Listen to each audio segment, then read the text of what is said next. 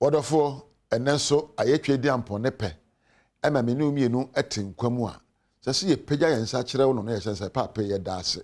So am I yankwa. Meso me dase. Say what do a feed ato Adom TV. Ya beti enkranchensem. Me am di dwumade ho chia me edi am je so aye ni tekotego. Me memo say what do a feed ato a. Me koso a me no adi nkomo afa nyoma obeya a. Ye beti aka say wabrabo eso ani. Ade to so me no abeya ne say accept the reality of your current circumstance and if possible change it. Sese ansana ubekwa ku animu no. Sese ubu komposho abrabo mu woni ye wo kasa na bisa ho se nyoma me ye ebe kenya me akomanim. Empo sese odi tumu se nyoma be ho a wo ya ena ka wo hye. Adwene bi wo ho a wo dwene a ena eka wo hye. Empo nyonko bo ha nenam ena eka wo hye.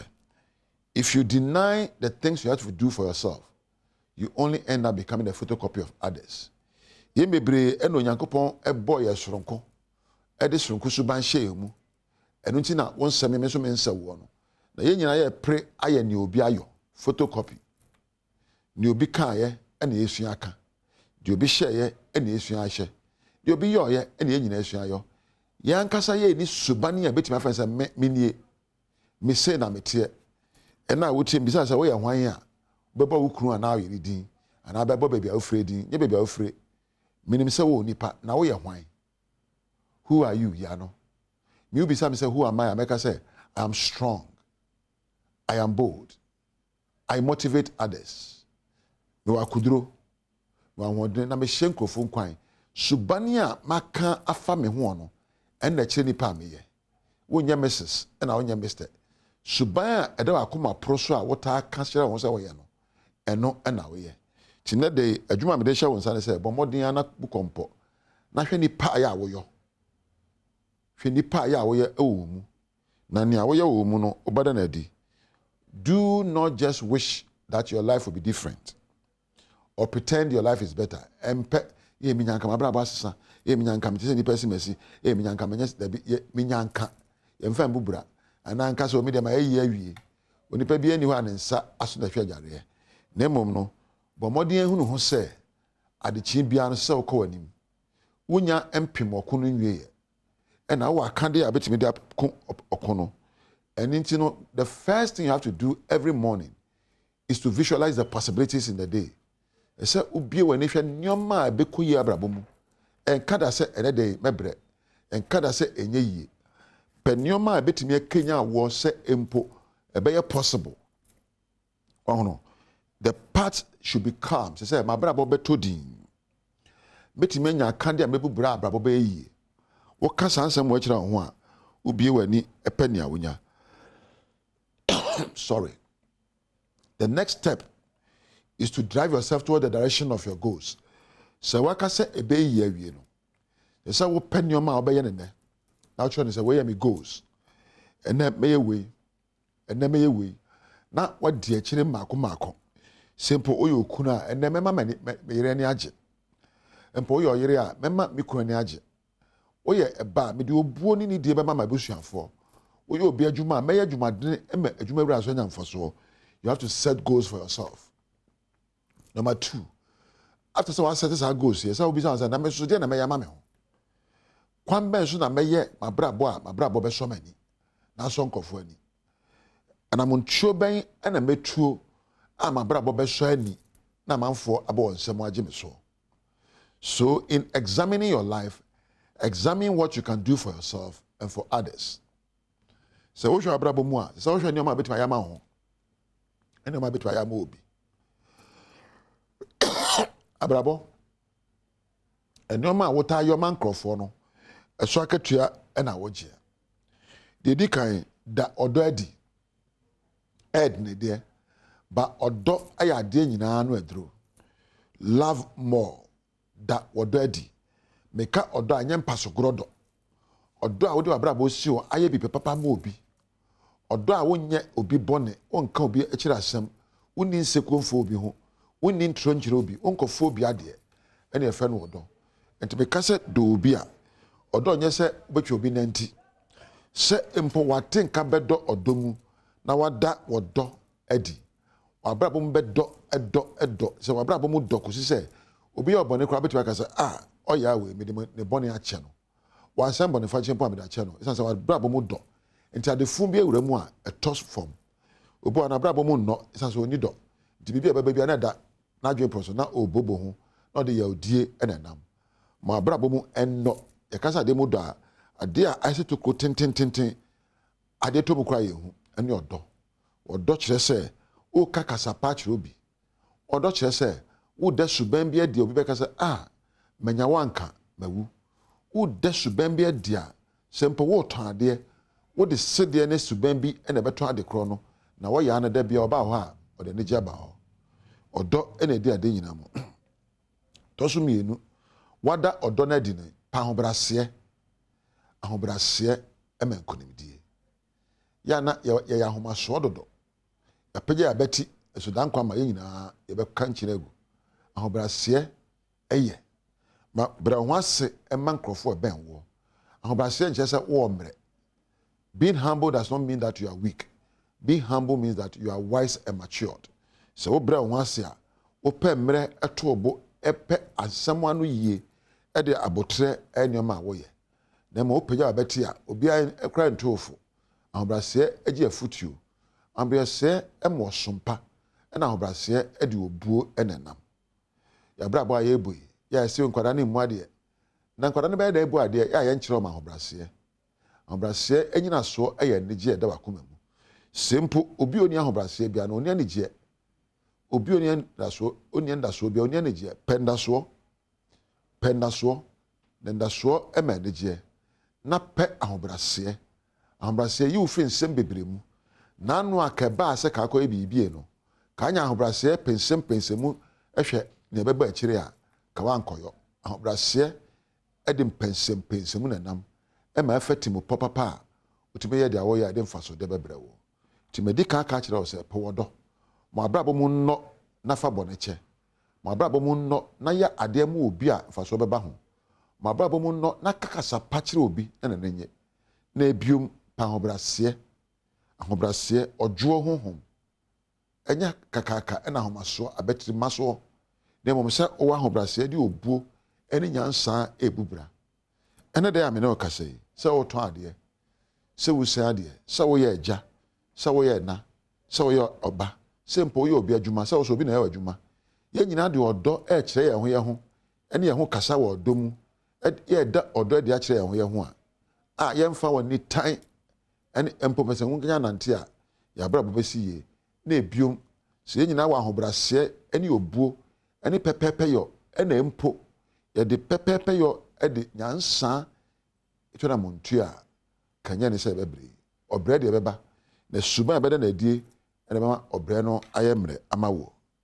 abusua meja ha ene wo pia ka kire obi se wodo no da wodo de kire obi na da suba bia die ne ba ka papa we em se wodo de mame ana ba we wodo mame na efe nya empo ahobrase o kakai nya ahobrase wono me kasa ene won kasa ahobrase mu obi ane adwuma ne nkasa ahobrase mu ahobrase chese nyese obeye bote nyese waye bote ne momo kasa no ne ye kire se wo hojo na wo mpre wo ho bibia mu ade abotre ne obuo ene nipa kasa ene me soso me de odo ja me do papa me do ekoma wo se wo de wa fidi ato Adom TV me do ekoma abusua na me do afri nyame ho e de ma na me de ahobrase e da wase se woni me di dwumadie we se nyame pe na de pachi ye nia be se hu wo mfie mu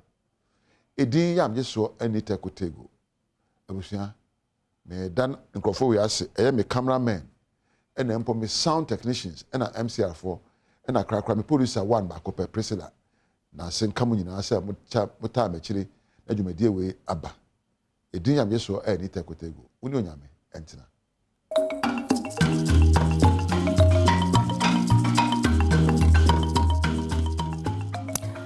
No sia Boris mama ya mamunyina ache ya mwakwa abado Badwam TV no sia kase so mayena ni ase ogoni kransha anopa nso odi amaye iti yede na wie ya yede tu anamo ne den kase no so braso se wo so tibi ne etodwa wo mu bi ya wo betini emfie mienu ni ya 8th parliament won hye wonwuma se nenso adehye wo central kofi ne apafu lolobi ne lepe wo modie eni MP yede mu nsam no ebebramo na afia boy ransom foforo emu be na wotwe mu ani yenuanom ne abusua bi ye wo tetegunu ne mpotamo ensuo yirifa wo no mo afei wo mu gusu anso kai wo no mo ani yebekwa no mo abonso kwabrane akokyina epo ano etwa no to nsuo ne de ne kɔ sansem weni sembi na no pay mede bro Adom TV Badwam Kase Facebook/Adom TV Kase no wo Go TV 176 DSTV 280 me amesumo anopay mede afia amankwa tamaklo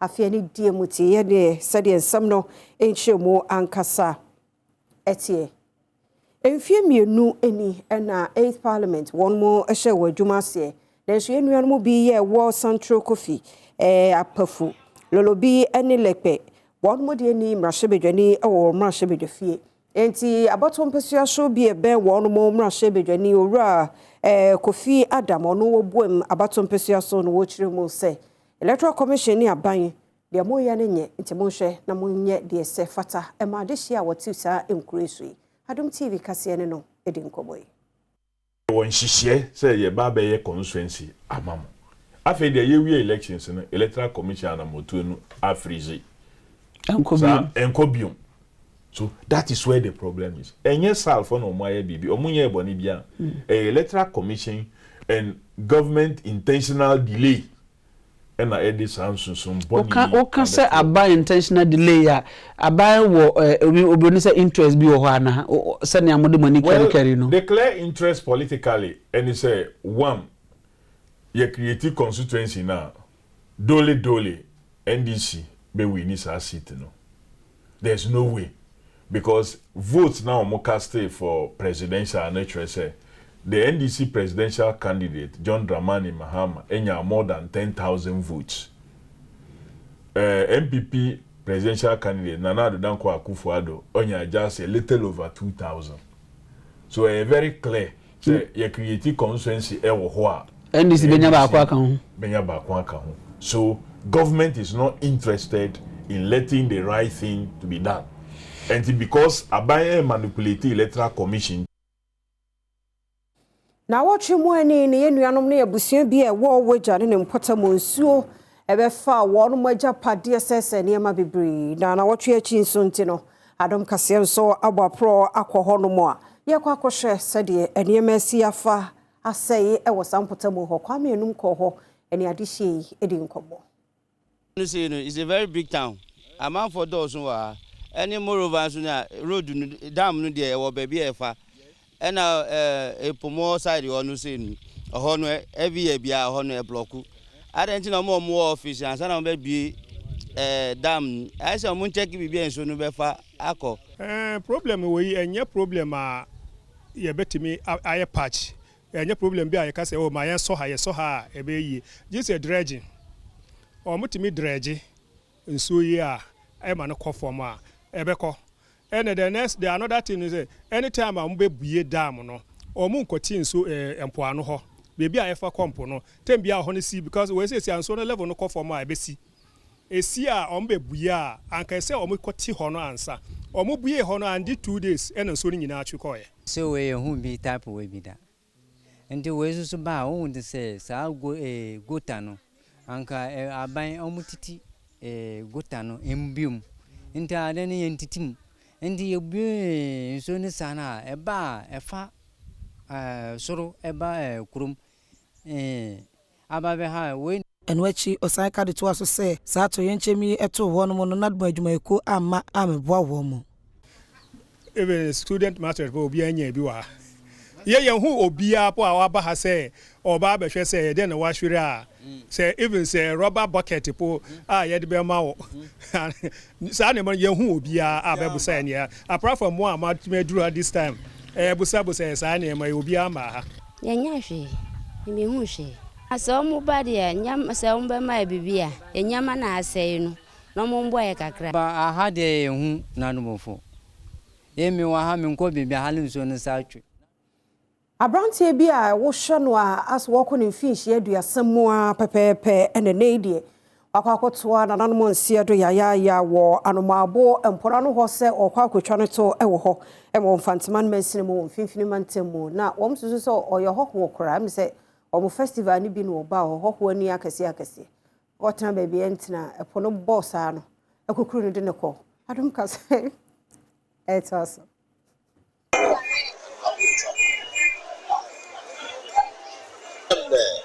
Yeah, you want yeah, yes, I saw. Even then, nah, I go for nah, Manu, you have to go. Yet, I'm a fair try. A man there, yeah, I will be able to if you are what Nasa, I am a new man. In the la, that's not I am new man. Let's say, oh, probably.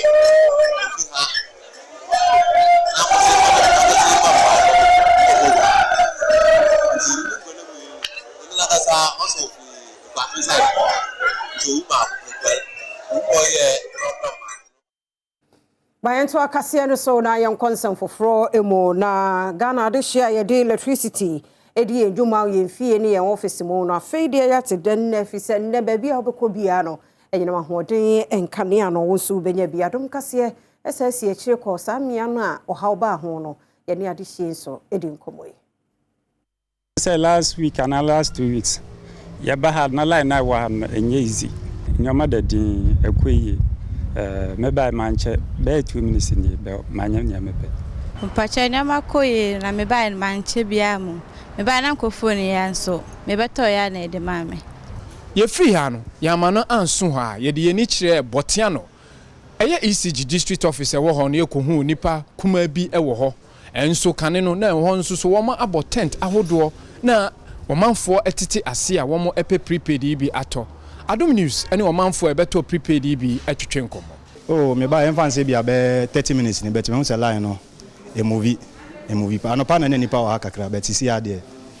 Oh, eye kakra because say nye kwa na be fan site was better than before. Ye free ho ye sand ye ni akire osu ene cantonment. E ho nso so no ye ne womanfo a wo mo Adom TV Badwam kase na oguso ehwe no na ekuo bi enhya abanse ye hwehwemu de abetu dwase wanhwe Ghana ye position say ye ne second ewo kokoo emu no ahwe bebo ye efi se asase yentam bi pa kwabrane di tu galamsey no kokoo asase wo nso ene adane galamsey site Adom kase etwaso o ne ntia me ka se Ghana betumi lose ni second position se wo hwe Ghana ha na kokoo a ye do no per hectare na yenya pa 400 kilograms per hectare wo de toto na Cote d'Ivoire en Indonesia nya Ghana ye me ho kra na wo hwe asase ya ntama ye de do koko na eso eno ntina ye second leading producer of cocoa but senka kro bi to say Indonesia na ade a almost ye be 800,000 to 1,000 kilogram per hectare so masase so to say ye de a ene senka cocoa no e be do so meti cocoa a chen Ghana aha enti e ade ba ko a ya nhwe ne yi a sisi ano ya sase ne kese ene ma second leading producer ha inti se sisi asase ne kese ne so ti ba forma ebedu bebi na asase ne kra ebesa enwachi project manager ya woda Tropping Boss Ghana ano mayenko ensam no emuasukufo ewo pomposo akaporiso primary school ene de omu nyina free school ni mo ene say ya school feed ni ho nti kom eku omo pa de aya makura de suane nko na de kom de no nti omo free school ni mo ewo Obuasi East Mansi no mu Adom kase etwaso sisi a canteen omonya ama e ba ye to aduane anopa edure wi a yenye scan fan to aduane nti e ma kom de sisi a canteen nti amankofo bebre ma school sisi a class nkonya bebre don nti e be sra aban se obeba no amankofo abe canteen bia ma ye sra aban pa first term de omo ba ni nyina second term no omo ba half by half na aka no mamba obi wo ha obe school a ye man ska kese obi wa ni ma miniska ntini pa mi ansa kra ye timi ma omo be 1 cedi ana 1 cedi nso omo de ba ye nsuo nkwa na eto ba se duane wa ha mse dia omo timi nya bidi ma ye pon ana nkranketo ana nso ye no omo ha mse se class 2 ne class 1 so omo bam se sky de mo omo ebi o tumi yira na tamna na aduane no wan de se sky na yira de aya ha mu fi so mbenya aduane de ama ye de apon by say de aduane no mo no de se nkura no yira sa na omo to omo ye tumi obi a otumi ye din obi won so obesu ama ya pon na how ni na akoto teachers for no so to omo na ya to de bi omo man nkura ne sika no omo de to aduane nti aduane no omo nya ne de ha ye panti esra ban ne se obebo omo no omo so aka omo akoma no omo so abetima ye aduane na ma se de be ya yenso abetima esuande ye ni omo no aduane wa ha ne bi so eni nkomo se nyina ma ba school an ye nyina ha se me ba do pa ne wo ja wia de dia se wia ro benya kanti adi se me to wa chere 3 di mana no pa wia me maniska nto aduane bi nti ye nyina ha ye me ma nyina ha no mu wie school enketo ankura me ensanso sa wo ha nti ye nyina ha ye aduane no obi o me ma ne 3 cedi obedi aduane ezi aduane ni wono se me ma ne be 6 cedi kola no obi o ho a obesko obi kura metimi ti aduane che obi oniska nti ye bia obesko ne ma me nyeska ma no bia 1 cedi bia 2 cedi otua ochima fi wi a onyeska bi yesro omo se omra fo ni ntuni paso bayan to akase no eso ye mampani adodanko akufo ado ese enkwada nwoma suade o man bia ye mano nye ye suade ye mano nye ye hiasem na senkura nwoma sua kwa animu a ekuro no wawie wakyekere wi ano no fisi wode ni nimdie ebe kyekere won kuro no UNESCO hwemudi a ekoso na mampani de sansemi etodua bullet, every bomb, every shell that hits a target in Ukraine hits our pockets and our economies in Africa. This is evidence, if any, more was needed of the interconnectedness of our world today, where the effects of this conflict, and any crisis for that matter, reverberate throughout the entire world. We do not have the luxury to pick and choose which crises we want to fix. At this moment, we cannot pick and choose between funding guns and education.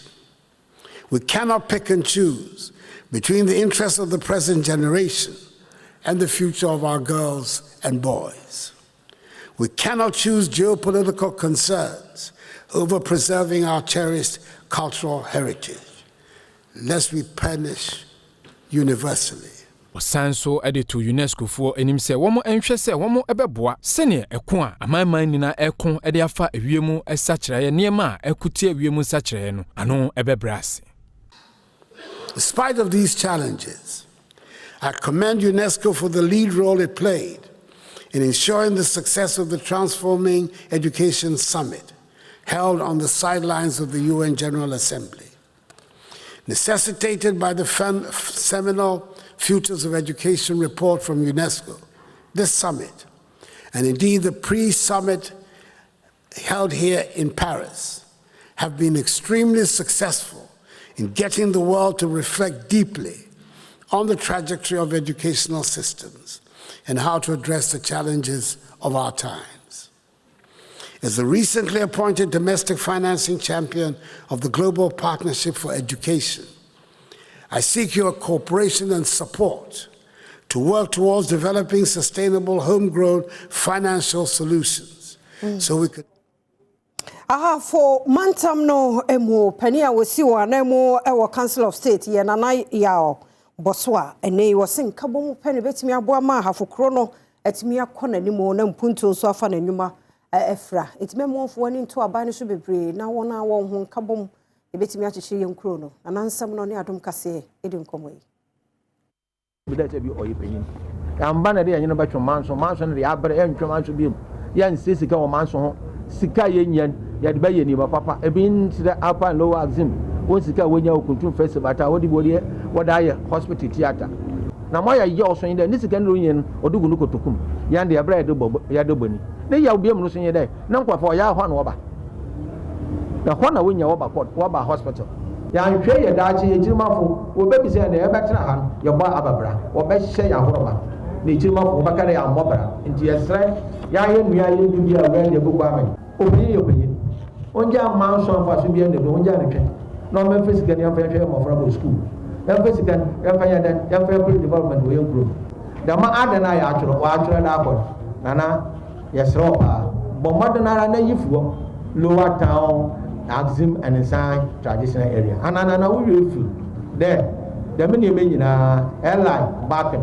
Divisional Chief wo Otupai I wo lower Axim Traditional Council Nana Amuza otoso miensa eda ne di said the enipa bi pese wo kenja gumu ma ahemfunsemu ntawantawa eba ne mpotemu honomo no enya ade na ni je ho na sabe esum ya by force na papa audit Axim man bibi papa ba na obogu na Axim media sabe esum ya by force open tokwa papa no open tokwa because court case no we are sick and tired of court cases.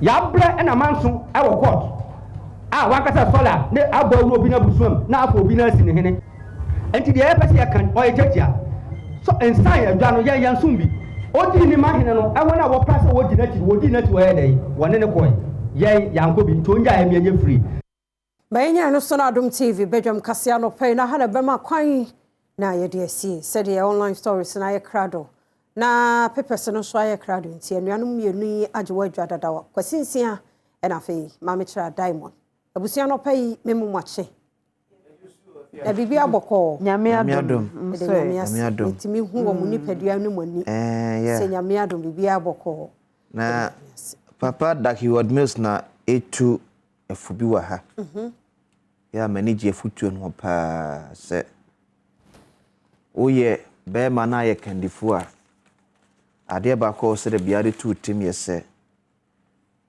weapon kese a nipa wonpe wasam be sende wo eyoba so be mo ba be so wahwe enti as a leader oso timi show so ewo masem na so for dem se woka onka ne sa akwa obekoti ne asisi bible mu nyina enti no and they say Kratafe also now daily guiding ofa Judges 16:4-5 ebe nyina wakoti empenfo akese a ema emo mo hwe fom man sorry ebe ye din ti so ye kandifo na ye be ma sho musuye ewo ma wafia ti papa futu ne nano pay me so mehu a meni ahwefo ne atifo eche enkanka mema omiya kandifo se mane die omeba yakwe bebre nso mko makwa mu nso o ne akenkan ne bible mu no emze so far nipa ba ko pe enetim dwane ye omo makane die e free Samson ekosi Adam obuya adafo to ye be makandifo a sho ye ewo ma nyafo wanhwefo se bia bako de bako ni ato aso fama ye paper ne kura daily guide and share as here Office of the Special Prosecutor chases Charles Bisu, Akonta Mining and others. Agrada caged for fraud. General MP sweats in court. Let's prioritize education. President Nana Addo Dankwa Akufo-Addo. Ye levy rakes in 328.80 million Ghana cedis. Tinkakra ye levy so ye call ye demands. Ghanaian Times also any President Nana Addo Dankwa Akufo-Addo Nyakwa doctorate no. Ewo France Abroach mem was at 250th meeting of board of UNESCO. Let education be our priority. President advises UNESCO member states. Government encouraged with progress on IMF negotiations. Finance Minister Ken Ofori-Atta. Trade Minister allows McDonald for pushing frontiers of African free trade. Office of Special Prosecutor probe into suspected illegal small-scale mining activities. Ghanaian Times. Also no. Maguguru sa na brofobia dahana. Ama madane school ni. Eno ya graphic na wasidimpo. Charlatanic. Charlatanic. Agradadian. What a brofo. Agradadian asema. Okay, say papa a first special prosecutor no. Ono de gargantua word no. Gargantua na. Em say agrada so the charlatanic. Ma hwehwesa na brofo no say a person forcefully claiming to have a special knowledge or skill. That is a nimdia wuni Now, Chenchanachi, I'll say, whoa, charlatanic. Okay, that's fine. Okay, so, you know, I don't know, but Daily Graphic, enim hanukra Ghana mampeni adodanko ekufado emfonia workers na de okan ene ye de wote workers eboni manu say financing, teaching, learning, support local solutions for education. Inti UNESCO mampeni ko ye no de okan ye bie no say nhomahia ne de okwatinu a nimde bia ni hono mu a obenya bio nti eno asem eno no na kratafa no edunsia ene dunson no ebom akwaya center page no eno na World Mental Day World Mental Health Day nti omo share ho fa e de afutu amanti to da bia na ye no hwe na ada ne kakra nyono a baabi atochima kakra aya no anya ho abotre to da bi so na hwe na ebuapa ya no atea no but ni nyina mu no nipa yare e wo na dwene mu sa na asem no e pa kire nti hia mani da ho 7,699 children tested positive for HIV in 2020. 7,699 children tested positive for HIV in 2020. That is a way no kra no. Eye one more mutimi kwa ya sabia o. Me test ye. I ko bukum. What I say? No bi o hono maybe of feature ho na mampani agena wo na bia obi won so kra otikrom but of afura on kwa ya sabia da.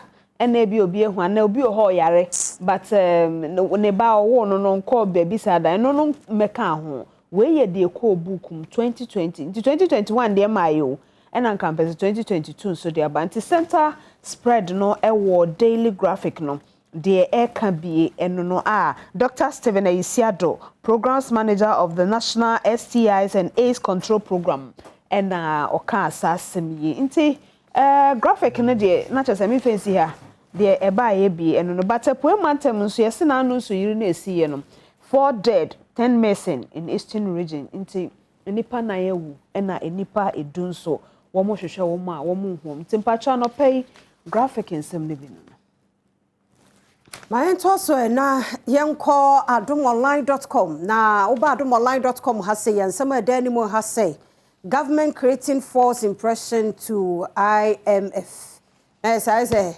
abana kan sem bi chichire to IMF trimu a enya sa na tie wo ye mayi mu asepa 4 boss na wono de sanse mi atudwa adomonline.com anopay onso e dia beto ha say na wo hwe esoro ha so local news na wo say I will go to Galamsey site and campaign again if no dododo mi ense bi si ho nti we eye kwakubu ahe NDC amanyeko no wono na de sanse mi so eto edwa na agrada sinks in court.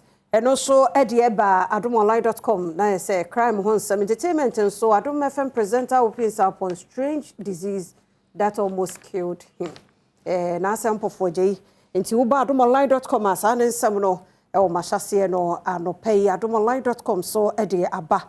Now for entertainment news so Moment Asaki ran off stage after his security's gun allegedly got stolen during concert.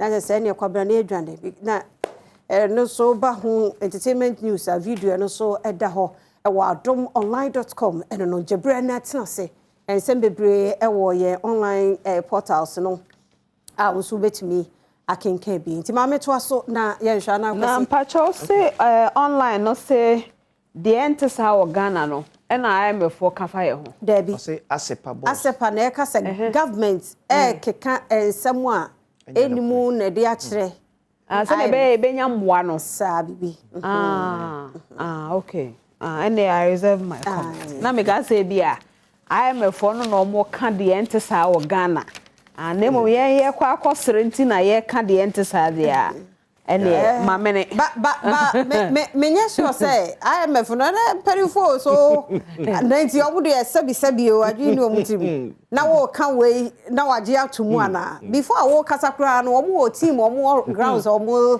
eye yo omu ne ma mamene comment omu ne tukure edinye ne wo na agokan bi a kire omu o well so e bi onu so wo ni nyina so nti no je se ni nyina no okomu na afi wakan Eventually, so and our Western region, no.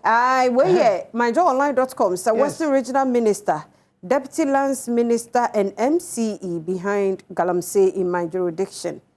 Dompem Pepesa chief. Hey, and the deputy minister Baya a year Mekuduka. Oh, sir. Mekuduka. A allegation okay. See.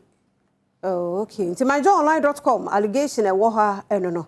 Na just say any galamsey e koso e wo dompem Pepesa na nana edene de ato edwan nti no myjoyonline.com ne so ne dia ono so de e ba yes we cannot treat galamsey as a joke. And they serious galamsey because in sona aya brown no I was say need to white in it me abefia me anumo enu na no den ebe haye yo kidney cases bebre no aya no awo wo me ahwe ni yo nim say fia na say u monitor obi a pipe won dey bia say so na ebe pipe na ye hard water yes so u monitor o dey see ade akura home yes say hard water any free pipe mu eba and a chiro ba bia ye keka de sa and ye kan say yes sa galamsey site o dey so ayifo no researchers no nkwa hwe yes e ho cases yare cases ko most no aye kokram cancer my dear adan I say ye pay sika dodo nti ye pese ye kum innocent da bi na pipe kwa de Ghana ye janom but then yes ye num sachet water na kra na do kra hwan na say so save na no kra no afia nipa he na janom obi o ho kra na pipe no wenya afi kra no wenya bi nti eno no onom eno no onom ampa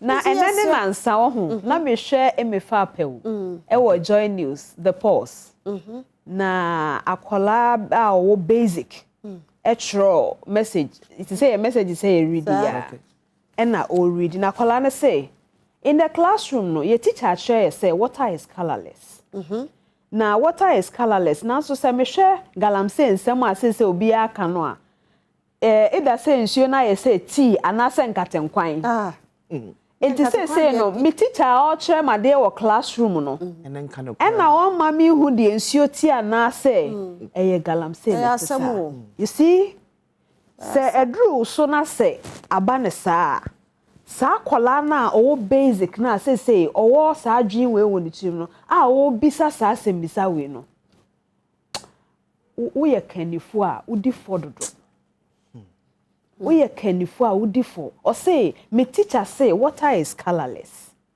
now so say ensuo no ene said ye kire ye ene said me te galamsey ho nsem wo manim no either say ensuo na ye ti say tea ana senkatenkwan so what pencil area say buy Ghana buy akanifo bi buy no na ensuo ye colorless and now no we ye pani bi woda ekuo bia no da kuro bia no woda constituency bia no woda oman bia no what pencil akola bia onyi ba no e bisa na ho say me teacher na e ka no kura kire me ana say me teacher na e twa me ntro oh adan me de ayi we no anu ana enkomo bi koso Adom FM. Oh, me I think say me no mo adwen Ghana for be free kan mampani kuna ye kun meetings betimi aye adwuma but I think say mampani ne nananom ewo enkuro awodo nyina so nananom metese say either safi dwaboso or safi one of the safi yini bi nana ban o se men fam honadio na me say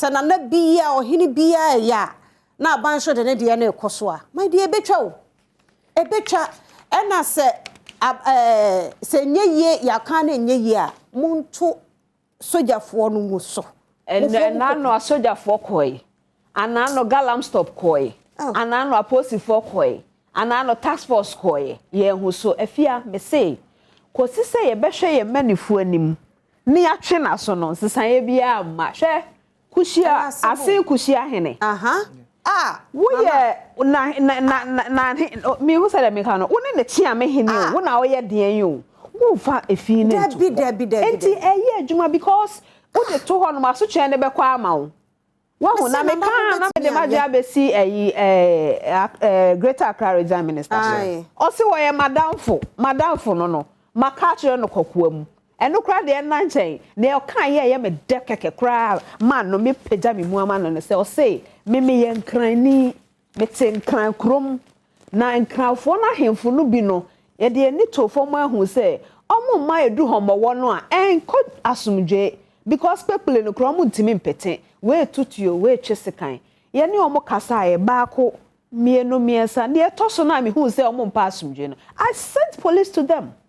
And now no kona ko hwa ahemfie ho enti se obisa se adenti na this year etumi di homo wo na asumdwe mu asem bia ma it means that obi ahwe ne manifu anim and what punish no what I say enti se ye hwe ya manifu anim ne ya ka o manimu a eno ani asotwe miti miti no mo miti bebre no ye wi ani asakotua pedi e miti ase no mo nom ti nom ni ade na nanom nyina ha wonom na nanom wo mi kro mo hene wo yo de wo kro wo bia ye ne dia mo hwe ya betena wa na fe ye nyansuo mo ona wo title say niama galamsey kuna ye din because of NPP for a involved what whether MPP and see okay obisu evidence be no say sa na ye kan sa de akode a then ye nya galamsey ho asem ka because no kwene home yourself ya na ye kan na asemi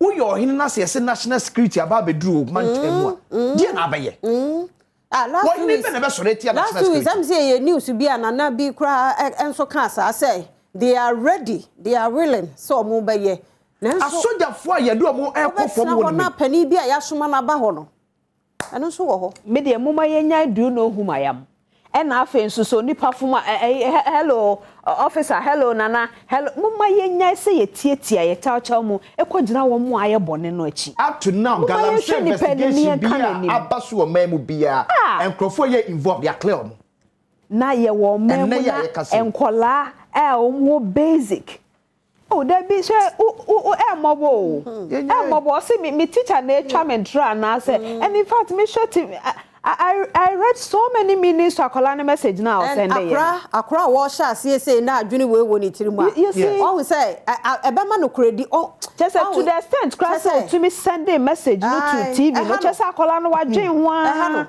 ho a teacher for bread ada yes sorry and assume enkola baifo enkola sodenfo enkola ho ne e de and now akola ne doubt to say me teacher nature me to me wa me teacher akire na depa and we ya wode abeto say obetime busa ne teacher no so and I want say teacher na anye careful obehwe abra no kwa because we ba be challenge me ma try wa ne ko dina pampa so a yes say future leaders one leaders we na mudi that future leaders no and the future leaders na me no mon katen kwan no and the future leaders no omo mefa ensure ye colorless na are nkaten kwan no omo mefa nye din sa bra na monya mo ho a mowuwu kro no nkola no se omo meye din omo na bebre ma monya sa mo ye mpanifo ye betena ha ye mu bi mo mane mo nananom ne yen nso ye betena no ma ye biebie ya no kire mo sa because pesami nkuminya nti anya ma monya sa mpanifo mo ye sa munya yi ma monya sa mo se no enti yes omo abesa akobodwa okro na nsuo na se no emu no ma sa akoka se na galamsey mo ma news adwuma no kra ye no kra fa galamsey mo akate ye ni e fa so bi anhye da maso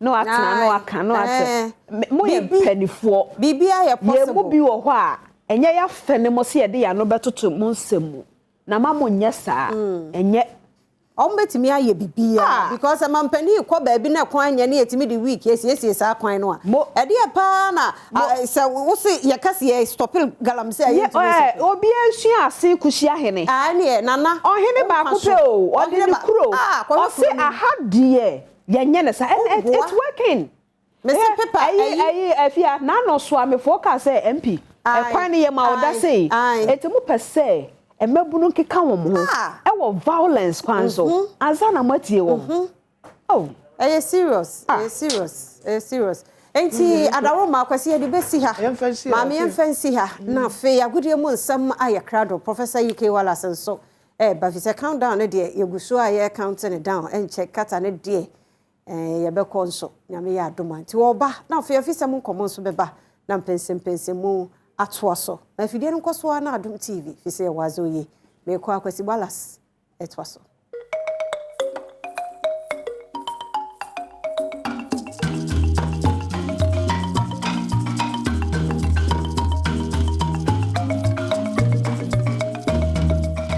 Kwa bio ene ba Adom TV so Adom TV so bedwendwuma die so dia wo kan se wo sempa ya sa kan no penso ja medin di Enoch Kwesi Wolanyo Wallace, a good catch back up. The only nomenclature the professor's degree in sports, the Al-Regina Wallace, the nation's presenter, and the Messin Kunya Econo Quantum Cording Small and Sakan Pencil, our Ghana good age. A journey of 1,000 kilometers begins with the very first step. Pienchassier and Femfi World Cup warm up. We and Yadi Prapem, Pramoja, Yadia Kupim World Cup against Kessi Bitan to your Kata 2022, and as I shall so couldn't Ebitan Santuja. And a book on Poachi 12 years ago, Fima Kumakubes Duminoa, 18th century in Spain for Netherlands for Etrome Kabako Kakupe, or Mentimi and Madabraka. It was in 2010 FIFA World Cup Basso, our Nelson Rudla Mandela Krum South Africa on African soil, and a Sakins Keseno, 18 etofil. No. Yanko Refa Champions League, Yamia Doma Fishers, Native and Santo was uninterrupted, and the live commentary between Santo was Dom 106.3 FM, Nafa Sempa 94.7 FM. So, Inti Ukum, now Hessen and Yama ACL Kwanes, and Tuesday 11th October, Zanamu Zagreb,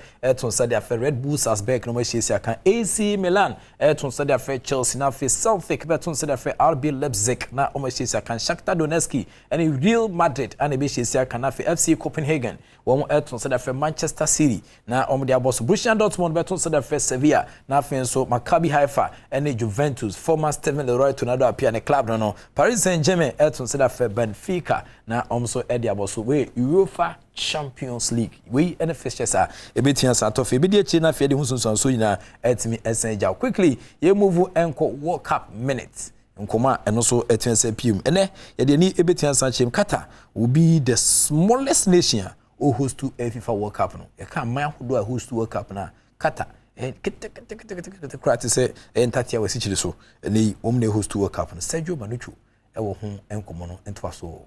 In the 4th Dianan Temuno. World Cup no be shase o man katemu a ama ho do aduasa minu no ebra wo mo ho na kansie abaye krabehwe na wonsem atwaguo e wo sa kansi kase a bosuma yebesim ne bepa so no ba ko adimu akotene no ese wani na nsa o ka kire World Cup no ya pro brusu bi ama ho do no agye asi o mo sire so na so afi mu de no o man ya ne din dikata efiti bra World Cup yi shase yi one ne o man a Esakra woji sa dwumadie yi esi ni sire so kwasi boni be kan se 11,000 square kilometers kataman eno no afei nipa ewo mu no omododo no be ya 2.7 million a nipa ewo mu no omo noso na kire se sa abakosam yi na enkane no 1930 Uruguay na ekuta na nipa ewo mu no mo ya 3.5 million eno ya kata ejesi ni sire so no ni di akọ abakosam nwoma mu a and a watching this war. And to Sergio Manucho, the oscillating and revolving reporter, no dem Kumokakra,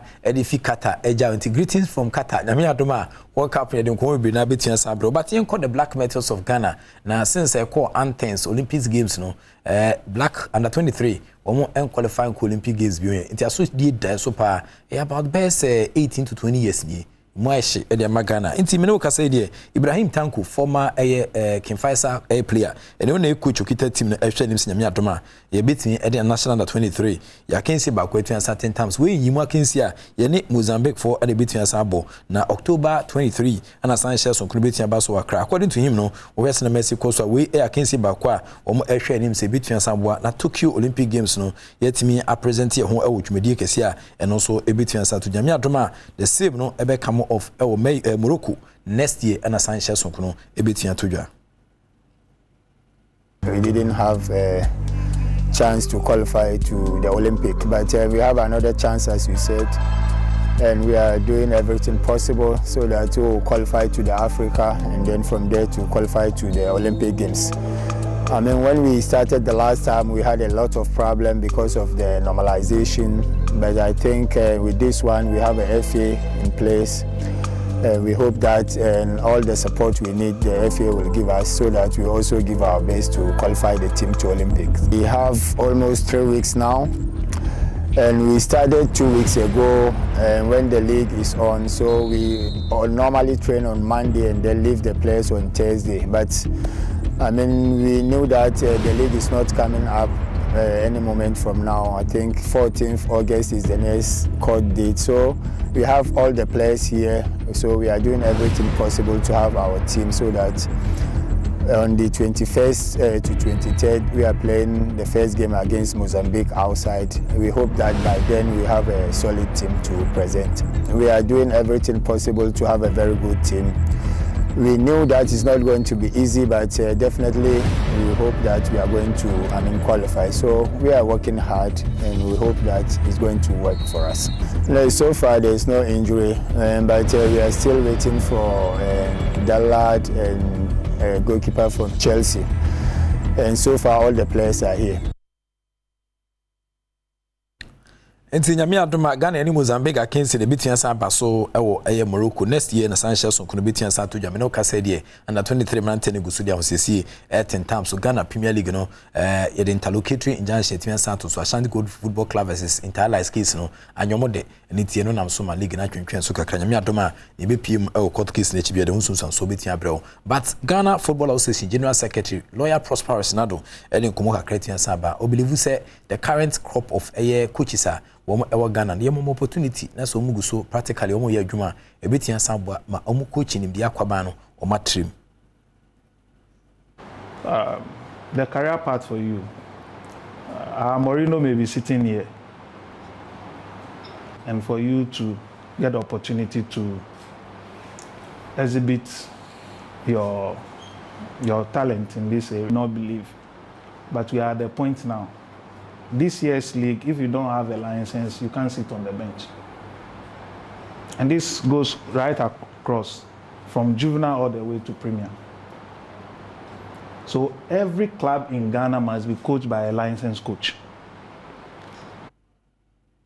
To Prosper Senado, General Secretary of the Ghana Football Association, and I'll tell say, what then come Aja coaches are, one more etitium Ghana member. Hazakes ladies, Yaba Mana Fema. Also, but more than pa, we need almost first game of the season. Our ongoing women's league, no. Omane belly ladies, omane the first female sider. Omoba premier name no. Omo makeup kama sanoma bisia kan. But enra de wrestling Mexico na enwene sen edemom e Mackenzie nim. Ekoba sa Azakese tweme kaba comment ante e wo Sakins case nim. Has small ladies, omo coach offense receive Bazigi. And so Edka say omane timu nyane de. Obeto aso anu we need subsequent matches na boa e ma Hazakas ladies won the money at Africa. It's not going to be an easy task. But as and when the league is progressing, we'll be able to make amends. Like you rightly said, it's transitional period for us because we have quite a number of players that we have brought on board, about 11 new players. But we are blending well, and the moment they start gelling, it will be extremely difficult for any team to stop Azakes ladies. And we are going to make sure that we hold on to every team from now till the time we are good to go. So I think that we can see the likes of Faith ladies, Army ladies, and others doing very well. But it's early days yet, like you said. So until maybe we get to the third and fourth game before we'll be able to testify. And coach receive Bazigi, a man now coach no Azakes ladies no coachy, a can Azakes leaders are one of the finest female side our Premier League name. Our bomb modern pine canny or Matisco ladies, Gattel ladies, no Kunya Bane, Nina Tiada, Hazakes ladies, and Pemda Quamo, Pelpia ladies, nothing so crana, Berry ladies, Omne, Martin, police ladies, team so, Omia dear pa, but your shop dodo, the police for Estam, and yes, be a Macasino, we shall more traffic man from Mutimukade, I have grown here, but Hazakes ladies, currently dear. Or more form pa and also the Komo Ejana. We soon imagine Namdi and Nelson Common SC. One expert have always told you that betting is better than soccer. Or better the in Tasma which is so trying before and now didn't before trying to come up with Kuma San Manum. And in table Sunday Japanese as a stage of scout question pass your table. Na Konane Cotton, Yeska, Faketua Quajak, trying before. We didn't before. No bet with money that you can afford to lose a car. The try bet 10 and the try bet. After so the bet now, of course, I would dinano. Now, I draw 90% of winners. And yes, idea. A best idea one was Sunday Kugus, better chacha, to rest and messy question now. Was from between sign sheet. To win nature and master still. Open bet now, mania 1x bets. Jeffas, Mr. A do ye Juma Bruta, Modia da say a year. I did say Gunuria, syphilis, candidiasis, white feet, and as would you put Michigas if you're running puto ha. A bomb Buddha himself, Modia da, said to me, Jeffas a dribia.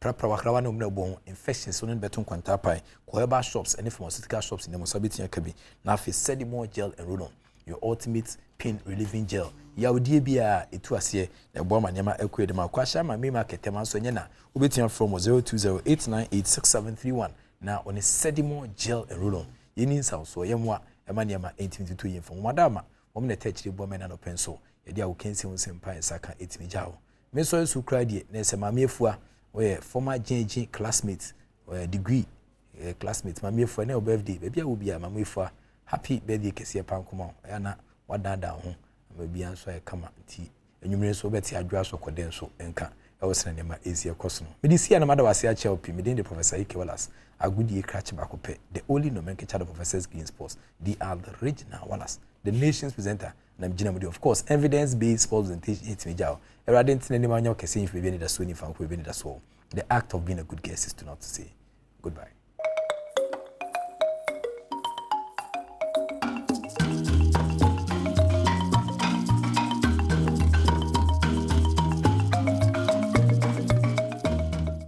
De ya ye frifie ansa ne atiesie abonten de ye nya no fie sentete no eno na ye drisi abonten a ekire ba bia ye firi Adom TV ye wo homa wo se wo behu wunchi na wo hu amamre na wo hu ba bia ofi na ama yakase Ghana ni na ekono na Ghana ni we nso ofie pueye anaso ofiri atoye anaso ofie anafo ho so ho de metire me kan sa na mpese me bo amane se yeshia wa fisem so no pay ye ba bedi enkomo e de afa kundum afahye no ho na anya ate kundum afahye nso a na eye nuanom a wo mfi atoye mantam no emu entia no pay Joseph nyamikeble ewo menchen oye nana menene ba bedi enkomo na ya hwese de afahye no ebeko mira nyamikempa cho akwaba yo mejo na ayi ahimfie position no de ne ene ehia oh Mr. Meka menye nana. Onye nana. Menye nana ana musinia watu mi se memra baka. Nana pawo. Apa. Tuti he uye nana. Okay. Meje tu. Ambassador ko omafufro so a oye mampani ho. Okay. Nti mama nana. Nana so no de oye nana. Nana no kra fatawo. Nti som na dati ato na so. Ana adwuma no so dodo. Enso ma ye bogalam se fu achi ebebo odin. Mempese bo mudinti. Bacha akwaba. Na eziama fo. Samu kanzima. Ya kanzima. Hanti akwaba meka ne sen. The same akwaba ni ala. Sa. Ba mu de na ya na bibi soso. Akwaba. Sa, akwaba. Akwaba. Okay, ne mechia onso e. Yo. Mbiza wahi. Mbiza wahi. Nti se mechia o. That's my mom good morning. Oh, okay. Mbiza wahi. Mbiza wahi. Ene mira nyamike mbiza wahi. Yo miliozo. Miliozo. That's majoso. Ba mogasa na do zezeze. Mbiza wahi miliozo. Oh, okay. Nti busia fonya mo sha Adom TV anopay mesramo mo kan sen. Mekpa bechele. Mekpa bechele. Okay, nti busia fo a mo hwe Adom TV anopay mekpa bechele. Ayira watiko. Baba. Besia mo no ze kan say. Mekpa bechele. There be eno ye. Mebeza ba. Mom good morning. Mom good morning. Ene ebe yiro ba ebe fa. Nti busia fo nyina mekpa bechele. Mebeza wa ahe.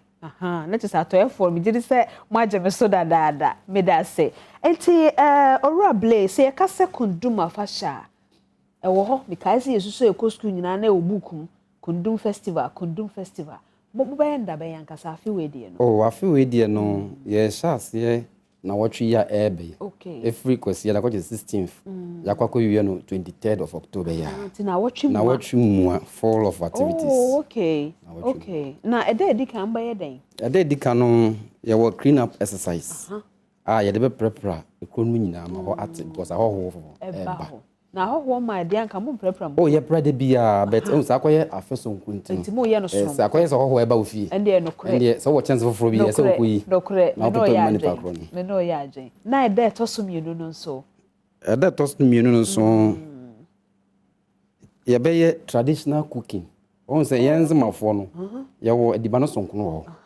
ese obatan bia wo ne ba oye oba wonze ma ho ese osua sa aduane no ya nti wo aduane bi te se acheke sa wa wate da acheke ene ye wo aduane te se mgbaterba eno ye de ahia oh ye de aburo ene ye de ye na ya nuane abon round e de gu chance ye de nam afra fekeke mgbaterba ye bon te se dokno keten ya nuya ni na abum ene ye wo aduane te se atuku ono so ye de banchi ene pot ena etutu no bona na se bia ah dia agbefo fo ne yaka no yenso we dia fo ne atuku ntemu wo acheke etuku na mo ngbaterba no se mo banche no de banche ho de mo mafa so ba so pa o enya agrokra na ngbaterba no mo de nam ne gusu sa na ite se wo ye mpi hu no that's akwai se wo ye potopoto sanetie ntine nam na bia fra na ite mehu Matias ngbaterba edin no kra ye me dedodo ngbaterba ntino ofra wo se me ye nzimani Ghana ni nzimani na ko raja de ho na koya cheke ne ngbaterba na hu yikura mfa kutuku nshemu osi kutuku mfa kura nshemu na se wadi mpanifo hwammo nti eno na mo mpese sa hwammo de ne beyira afi ti kan fashion nhyehyeye ne ho oh okay nti sada mo bebo dwa na omo anua ma mpanifo na anua na se no ma mpese omo achro mama nti ba be no competition ma yo an obi ad ne di beba no anua nti ma mpanifo no beba abe testi bi ahwe nti e da ne abo abaso sampan so ba we e yo ba ye wara ne telefone no ye kumaduane no okay nti over to you maamefo na menka se made ye but maamefo na e bia made fo no ya na moma na tenchen no tie ha o nti se we ba ntimi nkobi o wa hu onimu nua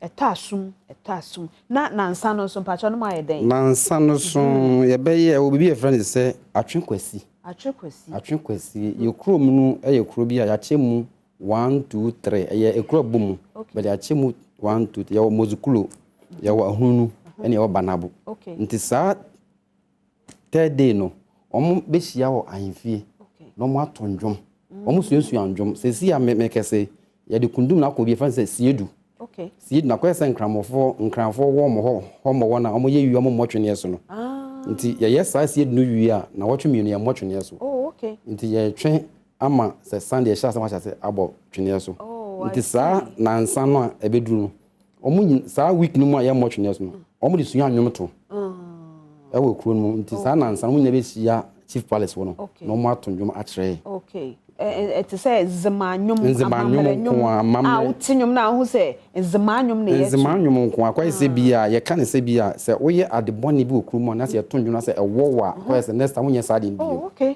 okay to bia ko sua zimanyum a omusia sa na nsa no to no ayefi mo bia etie na den a afasha de ya na dakobi o ho adwabo kese e baso pacho no so bibisa ho eye full 1 week program ya line up yeah full 1 week even the 4th day no cry no ya will have screening ono nana enuko ajandited o ya sima ohene no one sa nkofo emu cry apomdia adwumafo omo aka abom omo ye sa 4 days screening October month won cancer no ombe ni nyina na organize bi kra wa organize amane man ni nyina before election wa ye bibia nyamisha na pa organize am ba ejobo ni hiame da na ejobo no say ye de ambato nsa fra hoho ni ade ahoho bebre ba mpanyifo ba ntimpanyifo te say Her Excellency Dr. Mokwa Bile Adujemfi. Okay. Ofi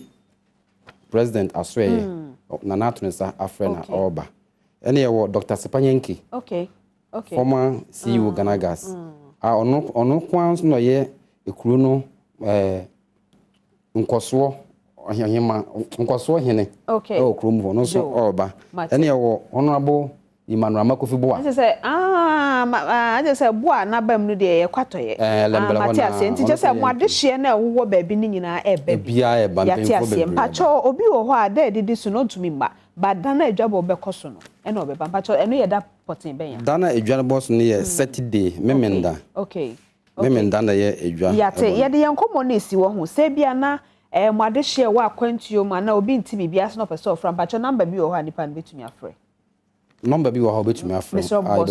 Number ni 0244 789 176 0244 789 176. Etepacha wo fresa number ya na eziama kunduma fashion no ehun nkomo anade opese wote ene bema obefre mira nyabeke blay entimpacha ye de nkomo no asi kunduma fashion ehun nkomo ena yedi ye no mpacha Ora Joseph Nyamike Blay. Nana da se so sma obae. Ahwefo nso da se say obechirechi munyame sha.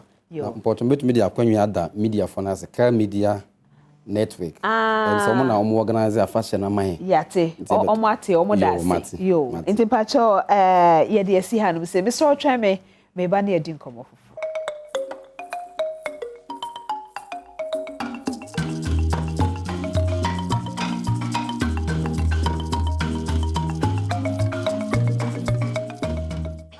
Afe ye ba be ye hodru na sofo DY donko etimenchen sa owura yi na oka asem no said etie in fact I love him because oka na said etie de onu ahu no akato ho de onu so bi de aye futu se mama ne pen no so de amount ofa eye wa because na no omo afa ye wo mu no omo ho ye be ye hodru ochia me amu akonda kwa happy birthday to you ochia me amu akonda kwa happy birthday to you.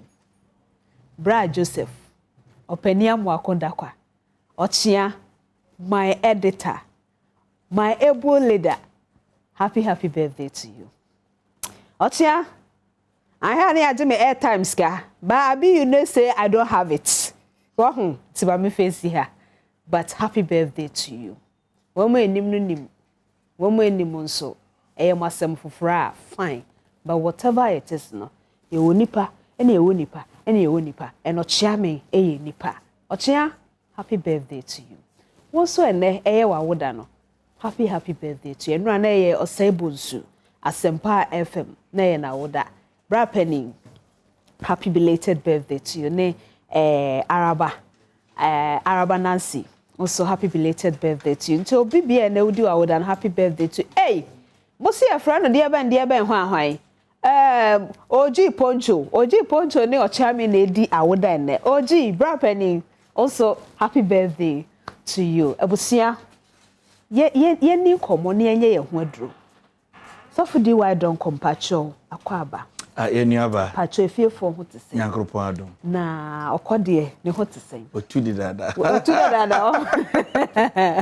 Enye mo nwa so okode to because so okode to me too. No hwe de wo wiem. No the better wachi. Mo enti okode watu atufa akobra. So for ye de obi ape. Na so yenyem ye ne ewo yen a ye dedampa so petre ne abawia ne anante ne asia fifi but eba no said ye pe ahonya wo wiase no a se wote de te se Ghana na menim because ye Ghana ni wote de ekoso wo Ghana se obia pese ono so ode ne ho onya ne ho na setenam ye mrema no a ekwan a ye fa so ma setenam ye mrema ye no eno ana ye nam no de bichia wansa na machia etiefo ne ahwefo ne adofo mini aba no kreda ho ne se senke ye badwini akoye chi kakra sebe obehu se seni akan ye no abrabo firi baabi na du baabi yawo nge onwia keke wo transe otutintim a kwa wia no kra no enche no anu butu ho o tetehwe na so mpa aba izan se uhu se bi mu namo nante no why kakra we obenante no so kra process or you tuni tata umprono ho nante so life is a process.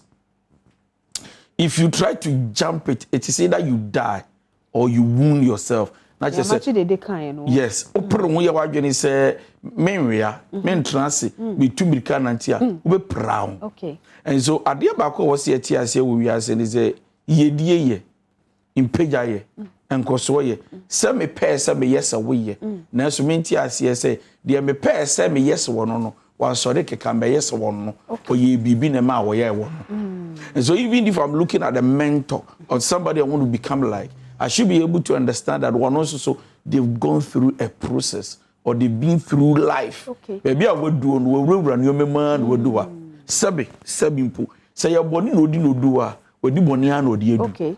And so if I want to become like him or her, menti asese na be so say me bi saa eti me pere me ho anya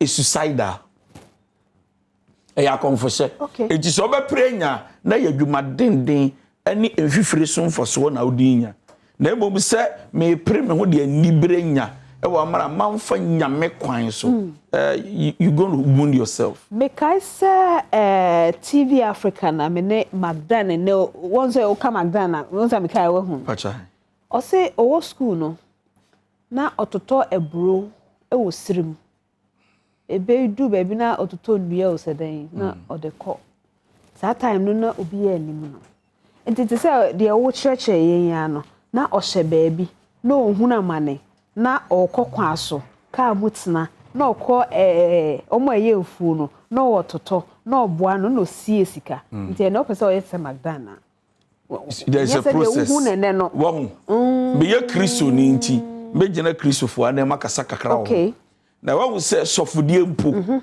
ye mmerante yesi so ye pese ye se janom hwini bi nyempa mcho when we want to look at great men of God na ye mofra na ye ba no we look at them, we want to be like become like them. Yeah, now you believe in Bibi and friend impartation. See, I do say good so, near the good so, and why ye.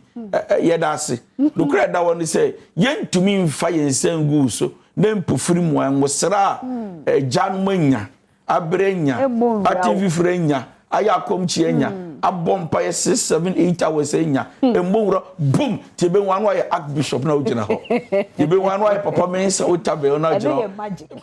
It doesn't happen. God does not do magic, He does miracles. Okay. So I'll explain. Joe.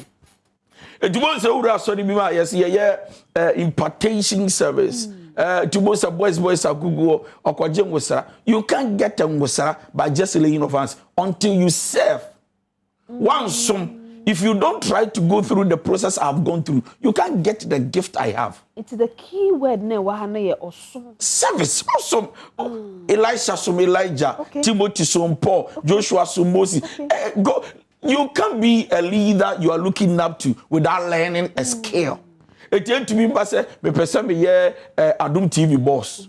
Na or the second me so one TV stations and band it doesn't happen. Mami ka bibi. Salvation leads to heaven. Salvation does not prosper people. Mami ka bibi. Enkwaje. E dey call osoro mem.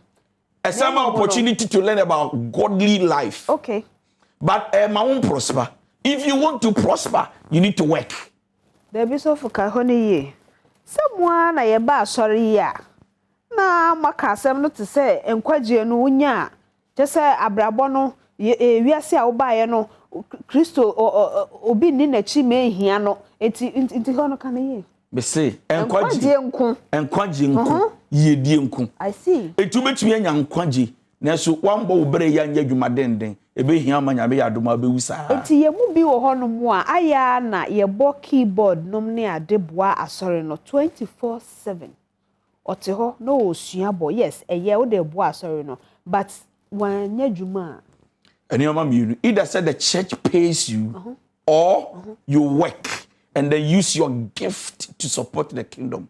Enti se ote sofu bi aso dem na unim konka ne bonti adwuada kosi fiada ne memene da ka ho ne kwasiada ye nyere ba be hia waso dem ho no ehwa na wote na se sofu ne ntua woka anase asori ne ntua woka na asori ne nsu misa okwan a wofa so a wodidi a oye obone oprawo wa ye obone wa ha wodaachi wa nwene wodaachi betufu se pabre bi bo na adoma chede na wo no de fa bo anyamedwuma se nyame di ma wo se o de bo na adwuma ba pa adwuma ye wa achiri ti men tra onya minim se nyame mmere beso nyame mmere ne mmere pa enda ye mmere pa ti no ama wo nkwa ama wo homen na ma menka bibi. You know, a lot of Christians are poor and sometimes they blame God. I don't know nyame bi kwan, I don't know nyame bi kwan. Hwe Yesu a yen yesi edi na chi yen yesi edi na chi. Number 1, he was a hard-working young man. At the age of 12 now kwa na yera. He's doing his father's business. Okay. Na ba cha won antifiri yakosu huma etisen. Unye obi a uye adwuma dindin yonia. Na ya kwadwuni a obe nantifiri ya. Na nantifiri akura kwa chibota etisen. And Jesus kept walking. From one place to the other, preaching the gospel, a hard work. And when the disciples decided to follow him, he told them, Damasa, Oshowachi, Umame, Papa, no, Jana, Bakoya, no, Smasa, my uncle, because a woman who say a dedication. And the truth is that you can't work without dedication. If you are not committed to something, you cannot get something. Abraboni. If I am not, so me, I go to many places at the same time. I am working hard. So you can't sit to me and say, I want to become like cancer. It doesn't happen a day. I'll pay the price. Sometimes I have to park my car and take motor if I have the passion and commitment. Just to a place for me to be interviewed. No. A passion. You want to become like me, you have to pay the price. A risk. Maybe. Nyame himself, he worked. Look through the Bible in the Old Testament. They worked. Nyame 6 days of creation. Every day. God is God. He has the power. On the 7th day he rested. Nipa woni kan born and your friend Adam. Or born depend on say Adam we mabo. Ba hweso ahweso de adwuma. Cultivate, plant, take care of. When great things are entrusted into your hands, it means you need to be responsible for your work. So Adam worked. Eve by she worked. Young Abraham, he worked as a farmer. Yes, Noah, he worked. Master, no biabe. Noah and the year Kodo. When him Kodo, how many years he taking us and all Kodo? What Kodo brought for years then? Ship and our boat. And it's a shame. Sorry. Kodo no year, it took him years to build it. And God gave him specific instructions and how to go about. And the guy exercised patience. Could check the bo, no pie. And yes, sir, can you mean to me and save him Noah? And then work. Check through the Bible. Cain and Abel, Kwale free Adam if you buy. They worked so much that when we hear Juma Bosome Afeno for the Menyame, they were farmers. Who have a New Testament? As before Jesus made them, they were working. Or from where your mobile, he told them, he said that my meat is to do the work of God. You guys, even though Mabaha, money men and human and better. Foxes, they have who? Birds, they have net. The Son of Man. I don't have any place to say, it's all about my Father's business. Master, if you don't work, you can speak in tongues, you die broke. If you don't work, you can speak in tongues, you die broke. You see, God works through our works. Yeah.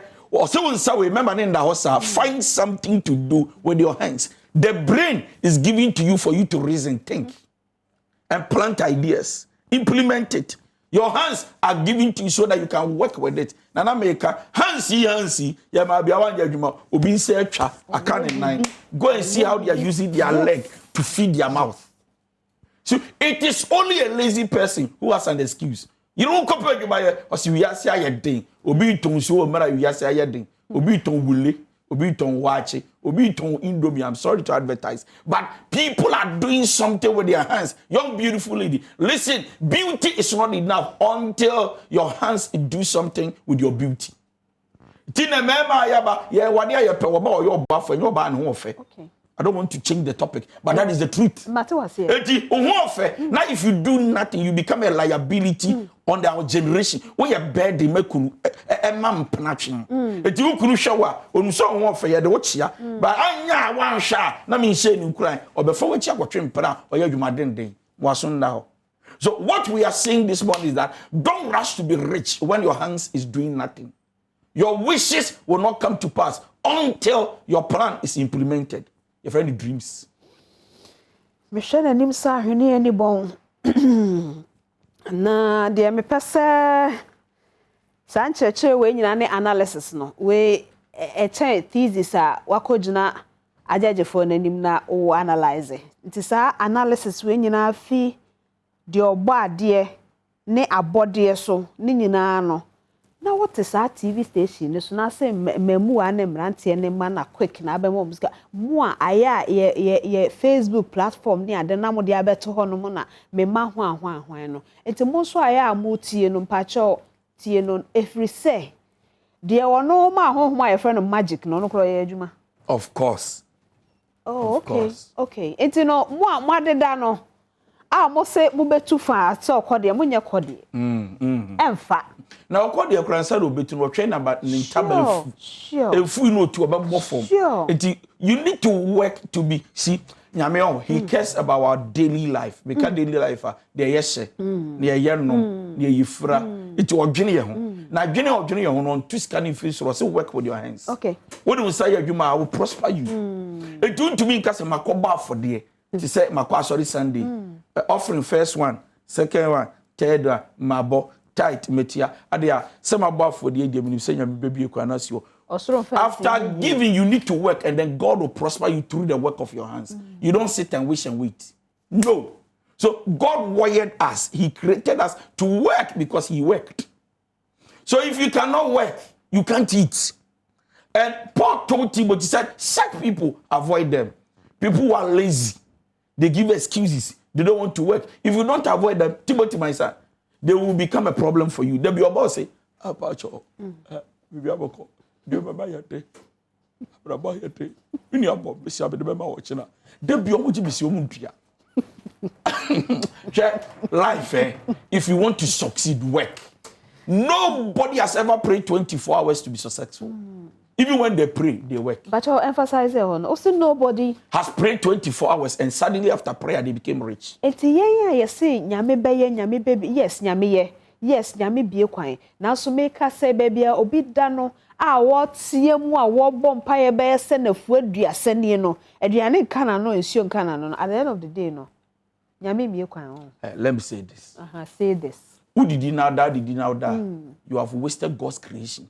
Sir. I'm telling you. Not only that, you have wasted your own destiny. Sir. Oh yes. Now me person me say you have even wasted your community's time. Okay. Community biawoti. Because who did that, you become a burden for everybody. Your uncle, your brothers, your sister, your nephew, your cousin. Because you say human in you. Who told you to a human you? A human or umpeguma. What's an application will be on fire. Start from your corner. Okay. What a machine. What's a paper container? A bin or porch or heading. Okay. Or bedroom or heading. See, when you are serious about life, you don't have any excuse. Me person because you had the pami, you'll be amwame. Oh, sister, at the pound, walk to somebody's shop with boldness and say, me person you had the pami, you are boy for mom, somebody will shock you. Mamenka wins to the okay soon show being crying. Onipa who said the bishemi aye of a parafriend Susie. Nan saying na opam bi ma me achakakra. Na me ne Susie ne teda kuma. Na uhu edan a Susie timunu a. Efia eye compound house aye adan wo mbebere ni bi no. Na Susie dan no te se ne machine ni si dan ni. Ono pamade. Na so kasa ebeje na anadwo a na beje na ahomachi abekọ na ne tape no gu ne ko. Susie te ho no pamade. Na say ya no frame o say sister nyame adom say benya container o e wo more house o dimpacha ya abra. O shedan ni.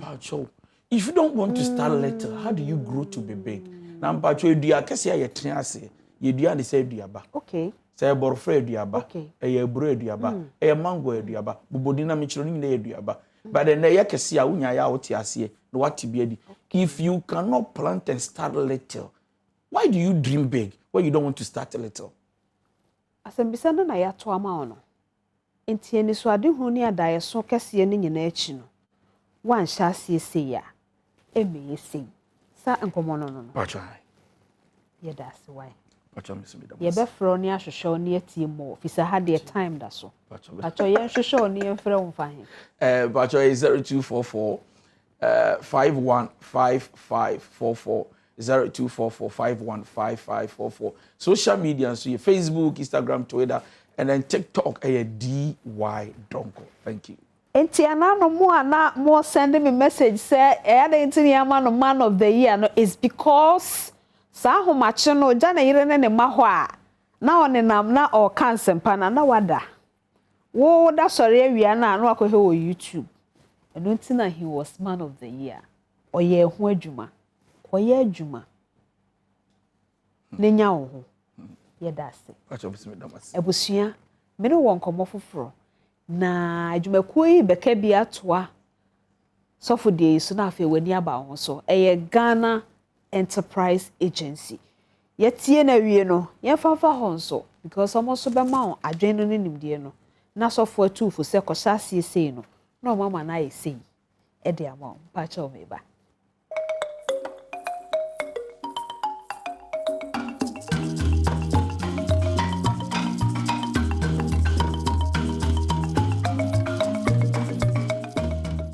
Eti yedi nkomo no fa de fa tro kronkron ne abode ho nsem kakra na afa ye ba buku ne yedi nyansa ne se bia adwen kakra bata ho na obra no ya bo because to de bia ho o hwe ne ma ne bedin a aya na sebi eyenimde o lake a bukata bechew ba senimde ne kakra ho a bukata bia obetwi afa so ana kosi mebua eti mene kosi Yankee aye oye CEO Ghana Enterprises Agency ena eba beji enkomo the moment me hu Ghana no crowd fine Ghana Enterprises Agency na me hu say kosi won komo mayen pacho akwaba yenua na komo no si edi afa he den enterprises for mo ye de aboaye ye bebre nyoma bebre wo ha ye de boy enterprises so we in the past few 9 ejuma bebre wo ha ye de aboa businesses ye ko yenim nso e be se fa kwan bebre so de di kan yenim de se ye be cheche nkrofo de omu hia aye be boa mo ejuma aye kese omo aye bi omu ni ejuma omo pese omo hye bibia se nso ye wo ho aye pese ye mo nim de mo hye bibia se omo so ma hye bibia se bi omunya challenges regulatory support say bi opeso register a business or Food and Drugs Authority for certification ye wo kwan a ye fa so ye kire omo ye ni omo ye ejuma mo manya no nso say bia ohia sika e de ahye na ejuma num ade ahye ase na ode hye ejuma num manyi a eto de bi nso a ye wo kwan a ye fa so a ye di programs bebre Nansia ye the program ba ku bi nso by a friend COVID response grant. Aye di share nkofo ejuma mu ma ejuma ni tumi ni na ye kese. Inti kwan bebre wo ho aye fa so. E bi nso wo ho a odi obroni be ka mentoring and coaching. Chese wo benye obi a ye ne no be fa wejuma num ye ne wo ne be bon komo na wa che wo kwan a se wo fa ha wo be se wo dane ejuma ne fa se ya e ha ne be ko. To we na ye nyoma Ghana Enterprises Agency ye de boa ejumayefo Ghana for damase wa ye das ejumayefo damase na baby a me concern no pa wo ne ye aya na kasa bi wo ho ye se enkobesie omo a omatumi ahyase dada no etore bia bon se nimdie bi a wanya wa kwantinfi no na agiegu e ba na sa na se de wo sa akọ ukohyase foforo no sa afọ no so mo hia momo a mo ye ne sen enu de ye wo kwan bebre a ye fa so so wo ejuma na ye na sesei no ye wo be ye 210 offices a friend of business advisory centers all the 16 regions into so we call district assembly wo mo kan BAC to corner be say na BAC no we here she Ghana Enterprises Agency ase ombetro baby o na sa BAC no say bibi how are doing about we juma ananso say ye program bi na wo kọ ho a omo betro no omo ne wakasa ohun to send the okan ebi obi ahyase bibi kakra bi na ma akonenim ye wo kwan bebre a ye fa so ye wo programs ne ye wo partners bebre a ye ne omo nso ye ejuma a ye ne omo eboa njumayefo ne aboa Ghana for omo beso me entrepreneurship omo micro small and medium enterprises na kwan wo ho a ye fa so de but also ye call assembly ho a ye from say BAC just a business advisory centers and also say bi wo ho a ye from BRC nti esisi adan fefe bi wo district why even BRC business resource centers and no say a one stop shop for business development okwa nipa wo ho a omo be boa omo ni mo kra o be ka cho send e breche ye be fihwe ne ama wehu hu hianti pacho fatu trim mpacho se nye obi a na dwuma kese bia na mo ne omo ye obi a kakra bi o fefe bebia no bebia obi a to me rem se wo hiamboa bia na wo kọ ho a ne ebetumi de boa na mawa ye be ya ma ye nsisemu enka se o ende wo de de bi ochina we ti eni bia ye be mo wehu ba ye wo bi nso a ye be chew sa no kra na waka na emede pa enkoba se eni ho ba ne ye okona bra na boss ni ho na officer ni ho na okoba ye ni bia sa mwa ne de ye ni bi enti ho no meda se pa enti won say ba ko bi na won ne hyase pepepe no ne de no foa na efro aya na ye Ghana fo impempi no ba bia ya dwen tai koja wa frem Oh, waji eduro. Oh, I also call you eduro ni bi enterprise for Anambra. Ya sa pepe eni die. Nti obi o ha bia, nim die bi o wo de danda ne die nim no o lake. Ba o se na eduro na oba no petim no jantro no no ensem bi emfa kwam no na kope nim die no bi na emwa. Na mpache wo. Adeba kwa metena ha metai condemn ye ma obi join the unemployment association. But enyo obi so penny so obi join the unemployment association. Abanesa ba wo kasa no ka say obi o hokra oni hweye omo nyina moboa om. Safo no dem one am de boa. So we join the unemployment association na just one person o free mu.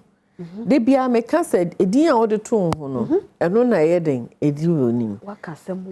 Say ansa na me ba so for bi no kasa. Asama wo kana ne say ejuma de wo se nipa ye ejuma. O se wo pensa no ejuma. Enye easy mu bia.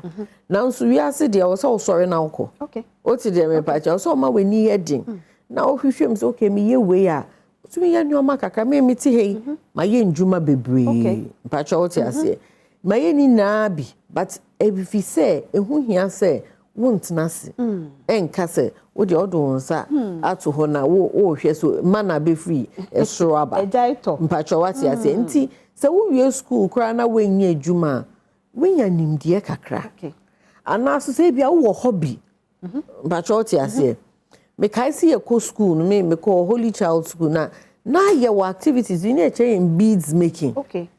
A free time be near send the other beads and near be ye nyoma.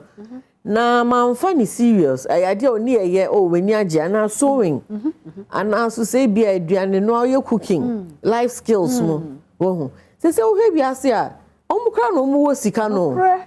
Omo pama dear omo ye aduane into me ntina fie nka se fi ni ho nti me nye hwe last week mema abrantie mienu bi miensa na omo ba me office omo so omo be ye national service wo ye friend saying that first na ye friend ye NBSSI okay na omo ba ye no omo wie school no na ejuma ni ho omo adwen ho ani e be ye den na ba ko wo mu no opeduane no but what men's cook ai omo sa enti wantene fie omani ni ye den so no nko school a ye di sua aduane no a pacho what ya say nso oba be ye adwuma wo MBSSI no so hu say say ne tro proposals no tie ye ka so nkan obi dia no wehu pacho what ya say enti wi aso ntumi ntina se keke so o me call me national service manye hwe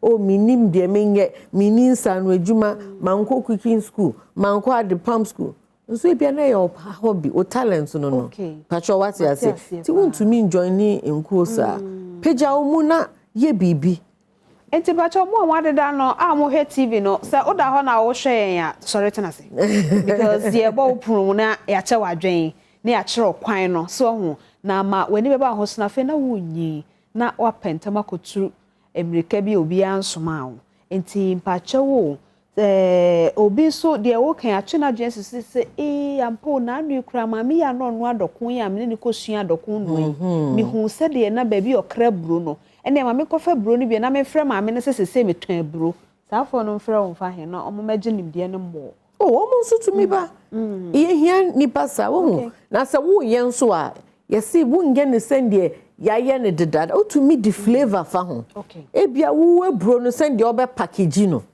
what you say obe marketing no obe branding differently dokuno kra na wo so wo bebo a na nsi ye fra bibi come me first o said o hwe face Instagram o ejuma me ye nti aya me ko Instagram ko hwe de nkofo ye na me hwe baby trends ne ko den na youth ne brand ne mbaba den na eyo omofe sana wo ye design of interventions a wo hu kwan a wo de be fa ho ebe mo ma ye interested into to me hwe obi ton dokno ai na me ma me ton dokno say me so me person me ton bi first time just me ko school be doctor bi amanye doctor but me person me ye e dokno bi so me de me the next level me ye home delivery e bia me bie shop send me ye me nko ame ho no bia be person obeye den obeba inti wode kakra ka ho na wode ka ho na ekonenim na esesa ba sure what you say na bi kra wo export dokno ebi mo yesa patrol ase nti kwan bebre wo ho a ye betumi afa so enye easy enso kakra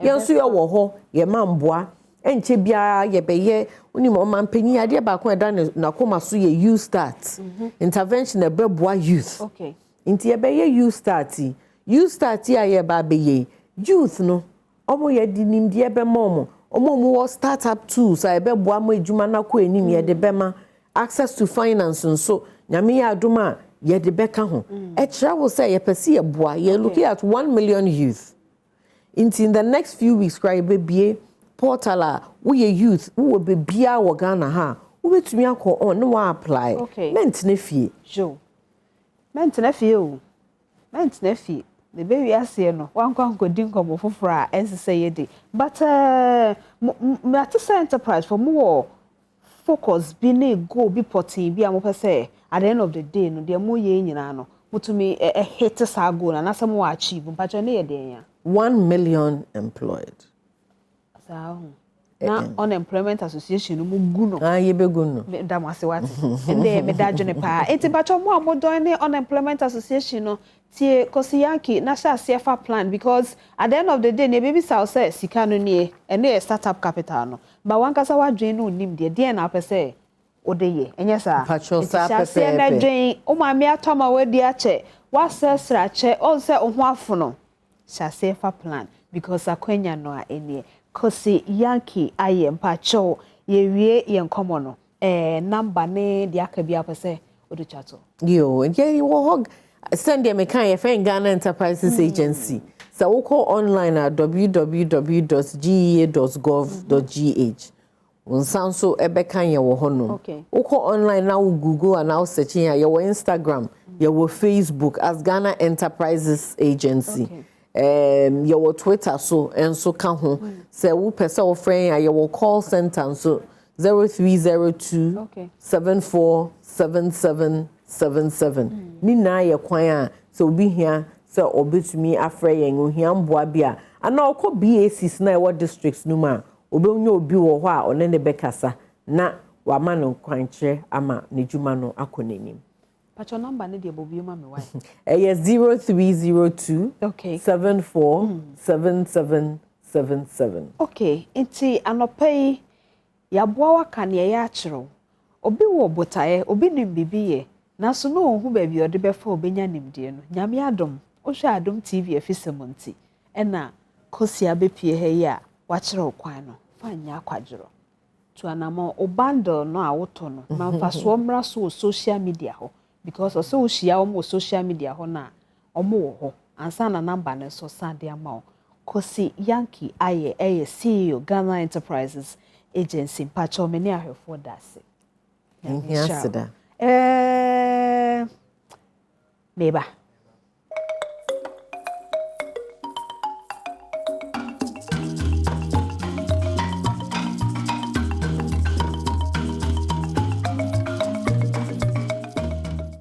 Yenin komo we so na fe yen fan prayer pomode ho nsem but happy birthday nkoma Pastor Chief Mensa we fi Pastor Jonas cameraman ewo multimedia ejumekum hanum say na happy birthday so nkoma saban na foku wo se shibe kwai mo ho ukunu ni oru Anthony Kwatin bibie ni NDC Deputy Secretary honorable Asiedu so ma happy birthday bibie na ye wa wodan so happy birthday to you na sa ejumeku we no ewo mua no mayomuti in fact o ma dro kra na no na mi ton bi no wa moto ye na mu bisa ye no na aba no prostate join so maka je me ma no de mu me masem ni hia me ye ntina ho ma me masem nto senior sisters no MFA no nya advantage no mu kasa manim saa da bi inti sisters no a mo so mo ye saa no na abai mo meto ma brothers no na mo nya se modern brothers na anima form no because bema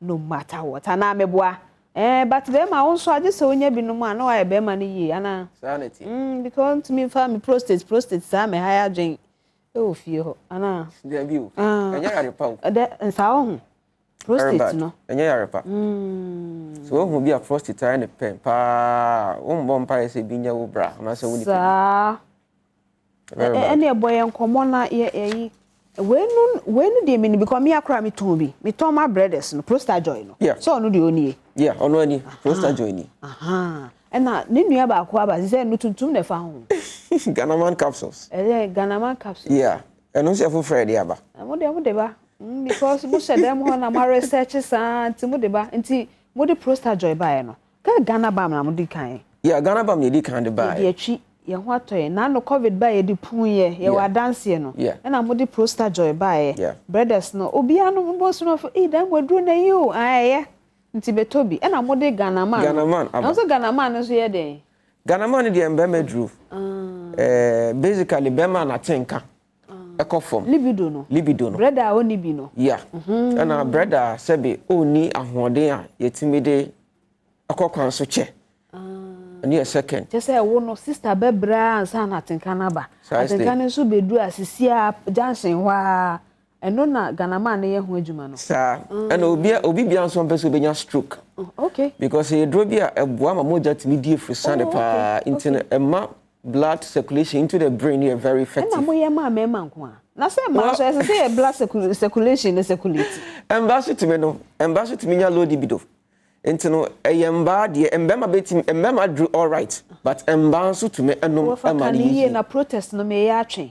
Because as far as ebema ye blood circulation no be circulate no, na ma ya ma nko a. Ema de bi nso ni atenka o. But ye ma na bibi nsore nti wu Debbie, near what embema when I want so yes, I may cause me cause science anatomy. You everything in a man is analogous in a woman. Oh, okay. It's a jikuna you embema who as say be independence no. Obansu will be but any clitoris. During the course of the development, and only hormonal surge no estrogen emaninya ne dia ketwa. Oh, okay. And bema testosterone emaninya ne dia as the penis. Oh, okay. But near on bahona be on bema. I see. Ntinya ka se mbanso betimi anom amana yi. Ani afede me ne why adwen. Good. So we say Ghana help there. Sisi ani the leading phytoceutical industry. Enye me nwanwa. Yenye herbal industry. Yeah, phytoceutical because you know senior brofo ye wondro no. Sa kwan pepepe so na yenso ye fast ye ndro. Some kai no tifafa. Some kai no tifafa. Aha. Notifafa entity ba ko nete ho nti asam na no ka che no. And what usually happens is that traditionally no yeah can buy medicines will come into your mind and say bia ahaba ya no. Okay. And I say you go bottle mo. Omo ye capsules are omo fa haba na no ma yam. Into a powder no dey go capsule mo. Okay. And when you do that in the first place you know haba ya. Niema haba ye friend active constituents. And that's a phytochemicals. And they a drone wa haba ni mo no. And you can have as many as 1,000 plus. Now, when you boil, ukum do na. Inti at the end of the day, obenon but unya the healing effect. Oh, okay. Anke yam mono no obenya no. Good. And now we yam so. Near friend, edwena ho de no. Eso. You wouldn't have enough of the active constituents. And now sometimes somebody be a creamer. They also boil almost yam into powder. So no dey afra e be a base. Inti be nkuto no dey afra. Say petroleum jelly no dey afra. You wouldn't have enough. Okay. Of the active constituents. When you tell us, we say no, we need in here all the active constituents. So what do we do? Everything. And what's your JB? And what's your saving? Okay. Until I say you're into science. Near pe abe for quite bit me for say be chi edro ahaban and I say eduano emunsuo eni emu ahode nyina until you chi wi a na fe you calculating your therapeutic dose. Because yeah, calculation wo. I see. Until you phytoceutical, you herbal industry. Phytoceutical, everything is scientifically related because we need pediano or height, weight, any umudrono, an amount of a draw a bit in your crack, and dosage. So if you overdose, our effect. Okay. If you underdose, our effect. Until was yet what will be beneficial to the body. And that is what a lot of the herbal industry they don't do it. But we go to that extent to do it. And draw who are hanging no calculations are common no. Enya some kitwa nti na wo fa ebo ejuma. Aside that the formulation you know was here testing the safety of a drug cancer. Okay. Because a drug bia essentially a potential poison. Sometimes some cancer have been drug ntimi kuma betimi ku pa. Enipa amodi cancer no kre no ma mete. A drug bia potential drug bia betimi ku. So you need to know say nipa na all fed no either so on a long term on a short term insurance body be brain. Okay. Now There are 5 main organs that it will be affected. One, your brain. Okay. The second one, your coma. Third one, your lungs. Fourth one, your liver. Fifth one, your kidneys. Into most of the times, to be when someone post-mortem, they look at these major organs. They can come out and say, maybe a herbal a dropping or no me and affecting the liver. It could be true. Because maybe a calculation I was say come and okay. This any part of doing for a lifetime on these organs, no so body bang and a ebenya I want so. And as well no mritiawa so body bang and ebenya. We do all that and make sure say eduna ede ba bonteno. E ni so body be on pebiano so. Nti mo ye ni nyina wi atwe no ma sa test. Ya sa test. I all those safety tests. We see for no craft na eba. They say that enje mu mbedwa so. But your immune booster be any we are here. About to say your friend is save. Save. Yeah. So we drink one. Save. Save 500. Save 500. And yamba I feel never. You must know. Na no amukọ share mu na mo ma no. Na mo save. Na you save. Na mo sa so de eyi Ghana man no ne stroke. Now ade ba kun so about Ghana man say a lot of people rely on caffeine to be active. Okay. But nipa bia wo adequate and sufficient blood circulation now, we are very active and strong. And then what this medicine does, we are students, very effective for you. Okay. We pursue your retentive memory. It do very good for you. And then medical case, we pursue your stroke, and that's who you are anybody that. This is very good for you. Okay. Now, we are Bema. That's what per se, Bema. This is the best medication to go for. In fact, to the extent so it is below the standard range. Maybe I will tell you, sorry, I should be within a range. Okay. Or say falling between 3.5 to 5.5 inches. In that man is it is a word. But it's a fact. Into the end, there is a course say was so expanding. Until we're expanding. Share. I'm not going to do expanding. I'm not going to do. Now we shall say no more. I won't say who carry weight. Into a few hours, na say. No at all. Who person hand up as well drop and no drop. Because and someone can say, you remember Kuna, what would you? It is not scientific. I didn't a mojo. It is a hormonal issue. A testosterone related. Into one idea, it will boost testosterone now. Every other thing is sorted out. And a Bema will show from all no sperm count. A drawing. 1, 2, was it? And Bob and Nimono. God. Okay. Yeah, see, as a pavia 8 year. Many Dr. Kojokuma and Idris Ankomwe. Major would the chess or Mumpia Basabasa. A Mupia Bianso and Yomo de Bano, a bois. And a crowd they save woo who. Now fin so brothers no. But I am a person sisters not my brothers no because sisters now no asem and then my brothers no be bottom. So nti the ebo so nyina no wi a na brother bra na ode Ghana bam na twitwi no. Ti me da yi aya brothers nso monye bi my sisters no nye no ano. Na no mom mpunu. Mpunu so. Omon kofse mpunu Ghana bam because COVID no is still lingering around. Who's going for them krum kra? They are still with the nose mask. The COVID is still around. Yeah. The batch of 0244 727028 and I say 0244 754 380 0244 727028 and 0244 754 380 nema on sa enka bi mo amoto no so mo ma ye ma pharmacy shop na mo nka say bi ni ho asan bia so ho pacho ye da so why tia no tifafa the Englishman yo pacho wusia sa atwa me ba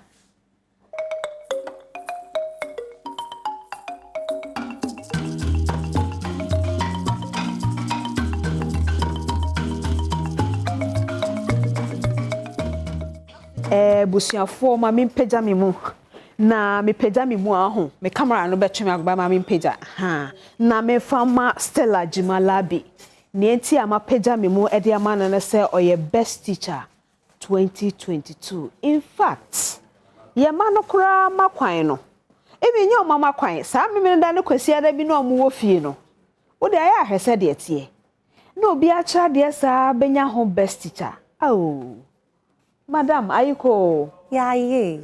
Why are there? Asidanke radi. Asidanke radi ampa. Ya wo se teacher ni.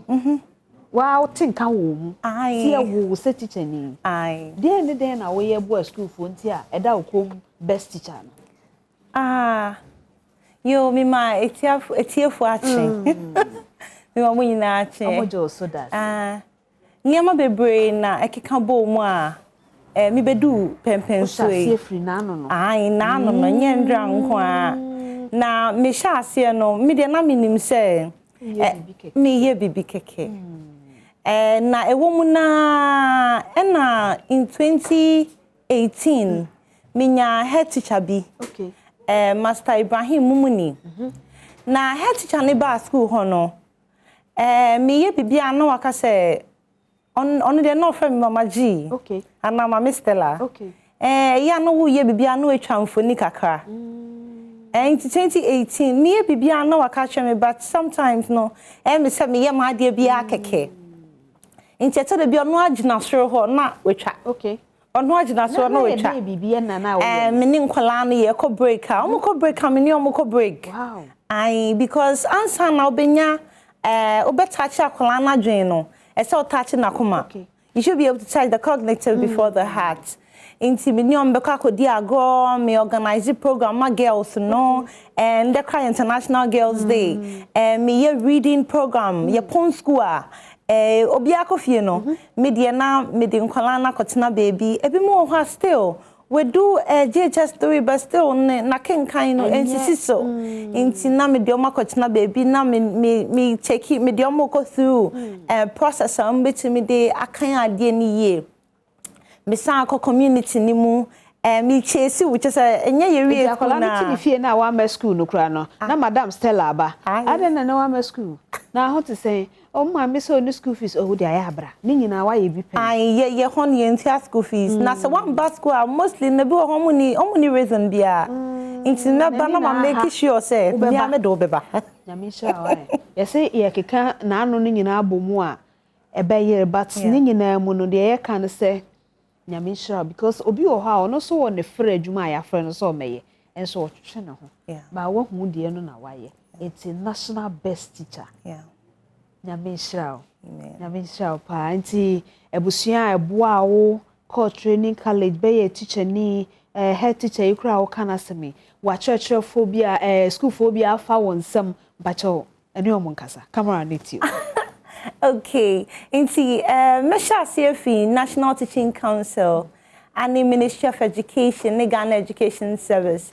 Mamunyina amo medamase. Se musha majumedie abesi sampempen so ende yenso mienso ye frame se me outstanding teacher e Ghana. Me Sunday nchia ekoso mama papa Francis Efum Labi.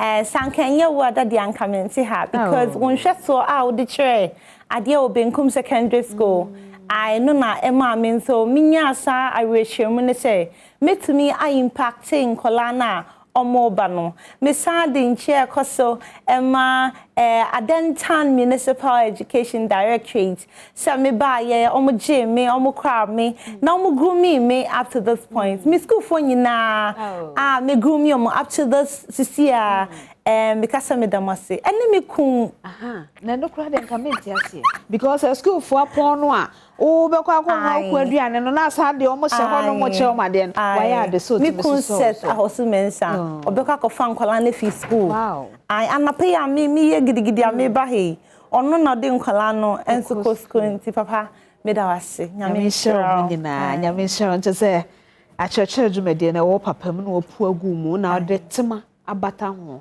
na aso aba na da wo ko mu nyame shira na asida so kan rade se de o kan no nti Madam Stella ye da se papa afi me de yankomo chie no wa fisem so no esi ha no se na afi pensem mu kwasinsia de abro happy birthday nkoma Madam Sagbafia Frank ena edema wo St Teresa oye chorister ntimpacho Madam happy birthday nkoma Mrs Priscilla Sagbafia adomako mpacho mapon medase good morning.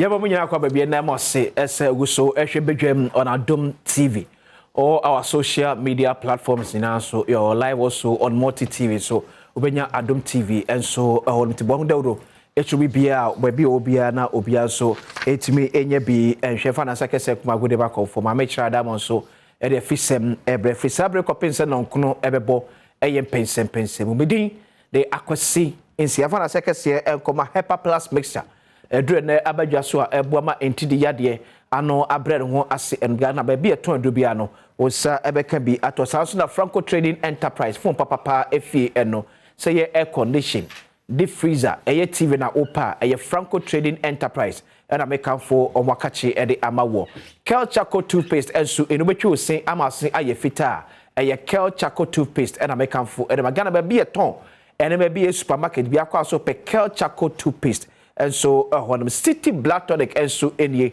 obenu mojadro ama onipadua agina so o skin color atosua a city black tonic maybe a 200 biano onsa ebeka bi wabeja for atlas nemo happy birthday koma CEO Edema Youth Employment Agency Kofi Ejapogobi and your birthday happy birthday enko emfa emao David Sopoku ansa a member of Parliament Malaysia a war in price so and lawyer Baba Jama Director of Legal Affairs Emma NDC Amayoko Deputy Fachemi former member of Parliament for Akwetia former Deputy Minister for Employment Akrabakode Adom Emiansi asara no pay there na se na do otumfo so far more elections akodu say oh Adom so far no ya organize all the vetting across the country okay ya branches na wie ya ba constituency level me no ka say Adom October ya 22nd 23rd and they be all the constituency elections okay me no ka say ano obi oma for form oma your campaign so go baby abon say there's so much activity around the place so we are at that level and we hope say you be go through I think that for this year no I am very peaceful so we hope that the peace will continue till the end of the project okay obige bako there bako ni let's say I go so nyame na so so ahemfo bo abaso gidi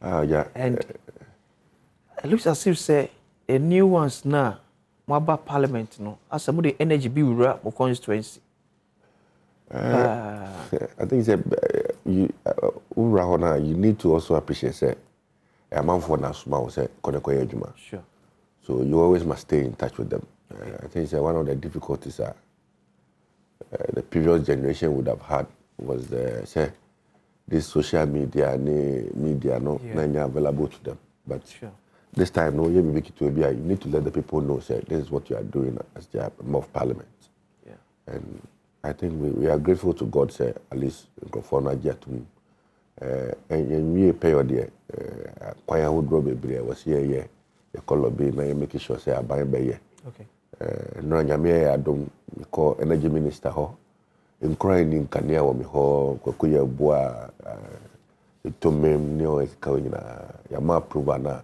enche bia onyina be jan kania wo yo tino you go kakra nice one Baba Mamisha say for you so since you are a legal practitioner Office of the Special Prosecutor say or TSC Charles BCU investigation Tiger IPI led by Anas Aram Anas MO Ayeye and SSB free mobile say Charles BCU was complicit in illegal mining Ekosu my emo and which akunta mining HM want to meet mining firm ya stop you from operations on the legal front so question be musu raise in 2019 sa galamsey fraud part 1 eba no na lawyer kisi ejabia no ye special prosecutor on a legal advisor edema Tiger IPI ene wababa ye OSP now how does it go into this issue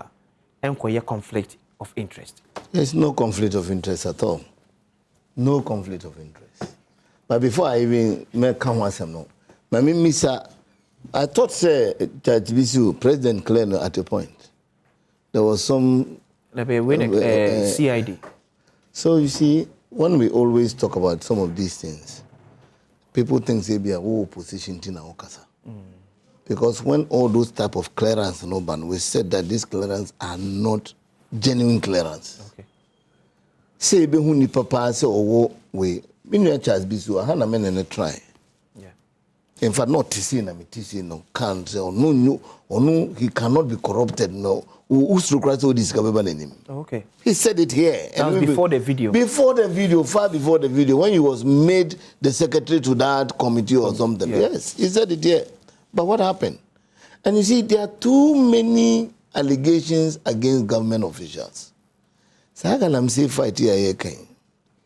If you remember, go to 2017, I think it's July or so, when the president declared so he's going on with Galamsey. I told him the way he was going about it, we will have problems. Please, you can Google. Baba Jama and Galamsey 2017 or something today.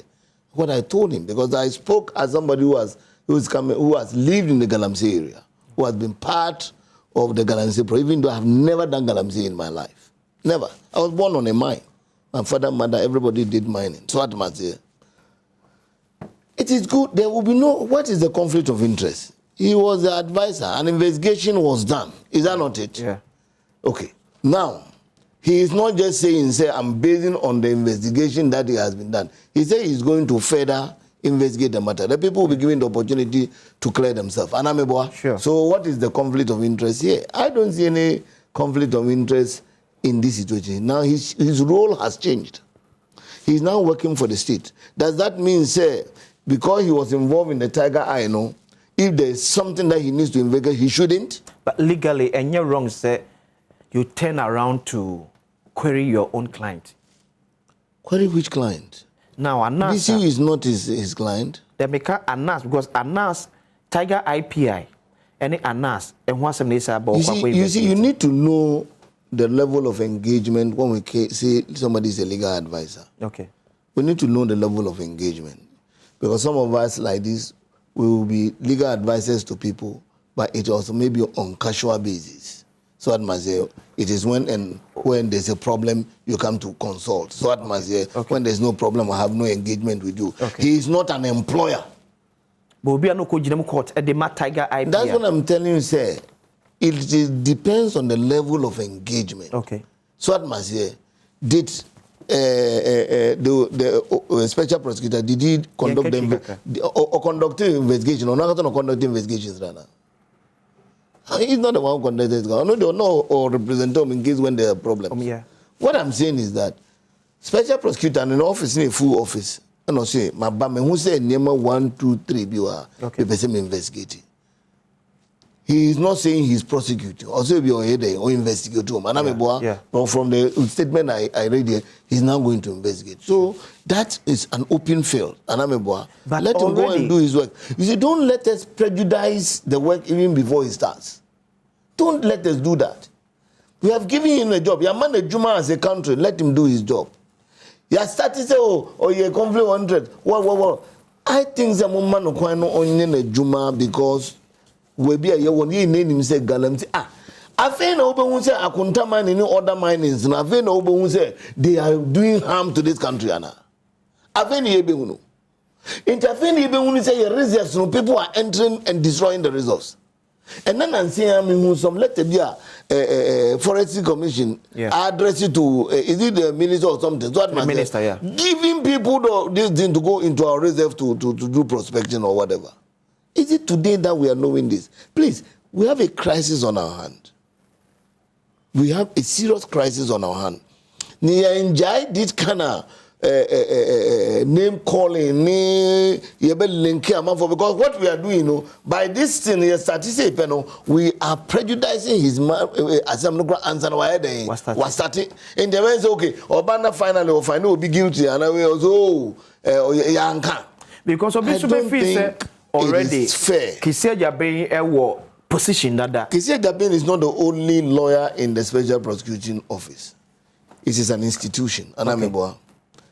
Let him go into the investigations. Let him come out with his findings. Okay. When he come out with the findings, you better finding. We'll interrogate it. Sure. You better findings, and then we can know whether what he's saying what he has done is a good job or not a good job. And I remember, but at least let's give him the opportunity to obey say Jumano. Because baby, in Yama air courses, no, say yam fa inima mbutunsium. Nay and tackle galamse no in the right way. Share ko me kwa biblim kowe. Say brim bremo anatama yesutano. Ujina okwa utimi enam ewubuno. She said, I don't say poto. Brim river. Kokede ut trabridge na ya hwe kede. Ye ka enso koso. Ya bowe ye nya DC kura wo begina o china manfo kwan a o mfa so nkoye den kofa China fo megumu oh Nancy and this in one of these Ashanti Obro. He came out there was allegations that he came to say but we're on the voice but out. This year Mampany inviting Nancy and Abosome from I think so. I think so. We have had too many of these. We have had accusations by even government officials. Baby, even Galamsey, we have saying excavators to Iraya. First, somebody has confirmed the 2 years. And confirm them to Crampo and Kenya. Na Galamsey develop wings. Omomi no 2 years, back and the near one idea. Who's the Ghana? Because confirm the Gomco in some of one Tamanda. To be true, Tamanda. Let's come to close. Let's come and Tabano 32. And other way. MPP are person away. Okay, young man of Quano. Okay, I think that when we allow your man of Quano said when you want space no age now, not on the bar, then all of us will have the opportunity to interrogate. Okay. I think it's a first of all, I really do not think that there's conflict of interest. Okay. I think it's more of the media reportage.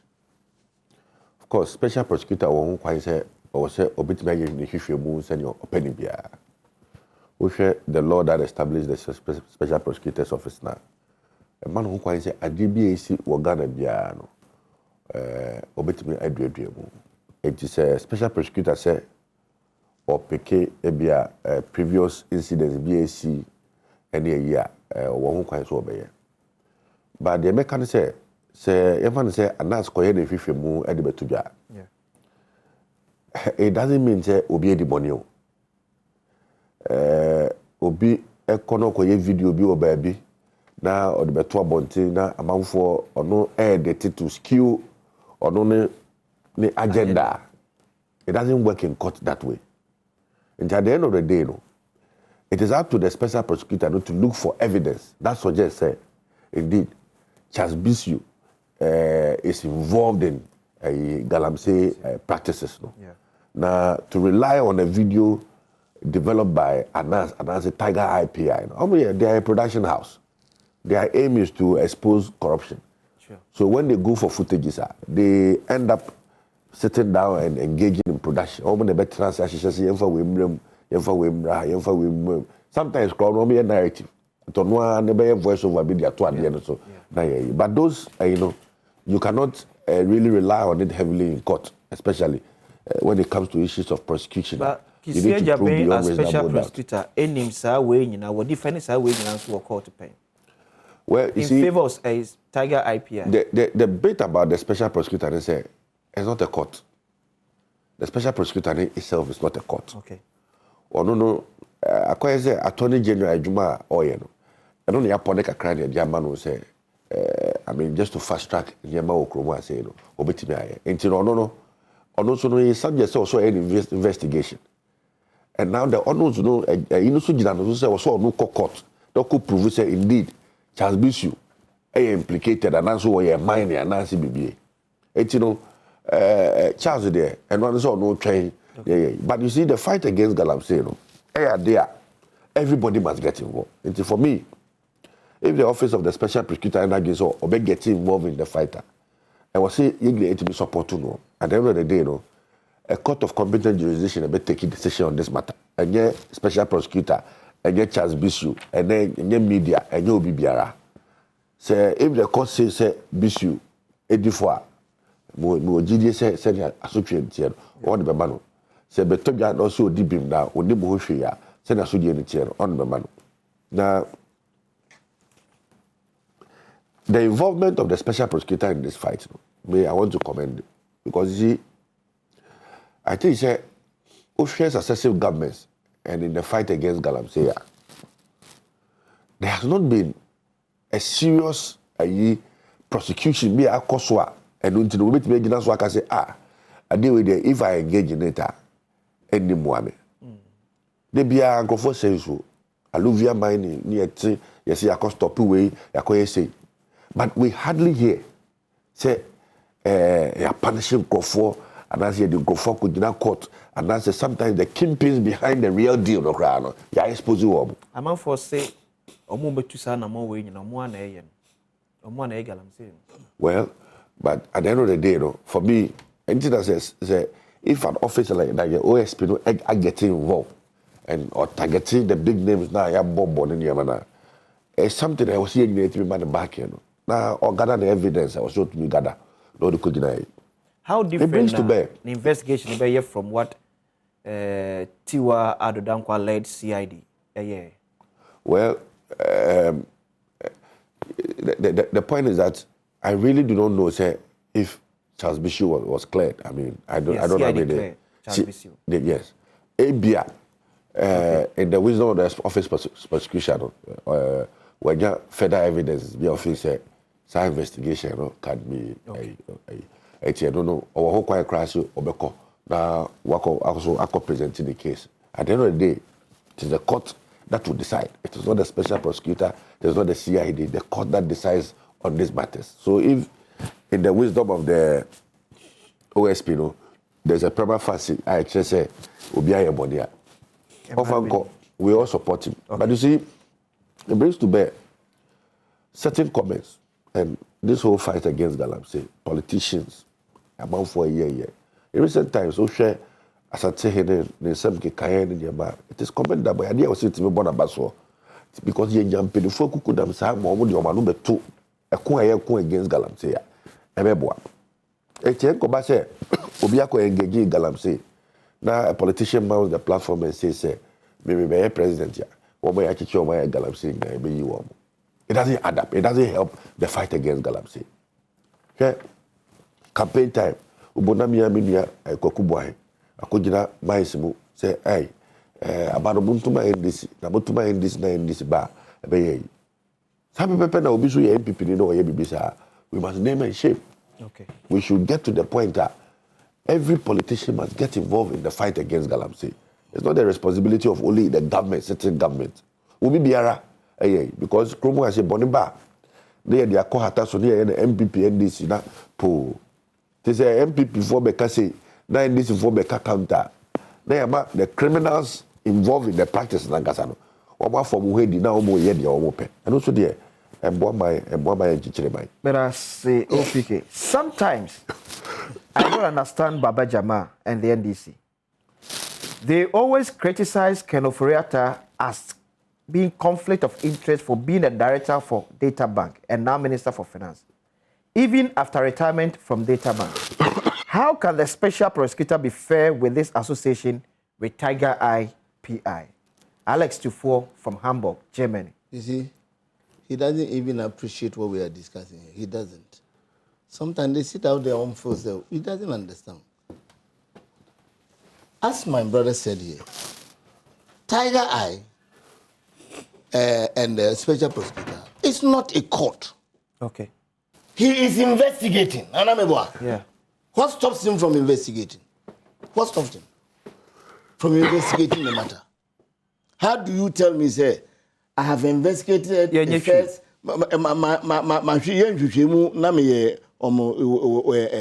lawyer. Lawyer, yeah. And I say, Yama the BF for na me san twice and conflict of interest. You understand? Okay. If you yes, young fan class or count on me. Yeah. And on my first part, and it's so better, bro. Not me twice and you muno, but the man, why? I didn't conflict of interest. No. Yeah, how do you compare that to operate any data bank in the finance minister? Data bank economic or financial advisor on all the loans we are taking. Okay. You think that is comparable? But I say, Baba, Galamsey cannot be fought with selective amnesia. President Nana Addo Dankwa Akufo-Addo should quickly task IGP to arrest the owner of Akonta Mining if he really meant to fight Galamsey. Musa Abatua. Akwasisia, my former MP, Honorable Baba Jama, knows well in his heart that the Galamsey campaigns in Akwatia are his own party people, NDC. Ask him, what's the way forward if Galamsey is banished in Akwatia constituency? Okay, we see your boss body or the Emma Maminino. Okay, we Walanyon and free Akwatia. Galamsey, aye, me, Yana Nanum, Tatani and friend Galamsey, no friend, smuggler. Na domu yusu hand picks, pickups, yeah. Those things. Shovels in the way. But the type of galamsey you can know. And ya galamsey, a full mining but illegal. No license, doing it in places that in Siomu, no makotimu tumunu. This is what we are talking about. Okay. So don't compare that to galamsey or the pickers. But you see, my brother, na me mpesa makoba, me breya ISO urahoka kra, ma menka bibi o. You see, let's all admit that Nana Addo has failed in his fight against Galamsey. He has failed. He put his presidency on the line. He should be resigning by now. He has failed. Wow. Okay. On Galamsey? Yes, on Galamsey. He has failed completely because you see, when he put his presidency on the line, we expected him to do certain things. And but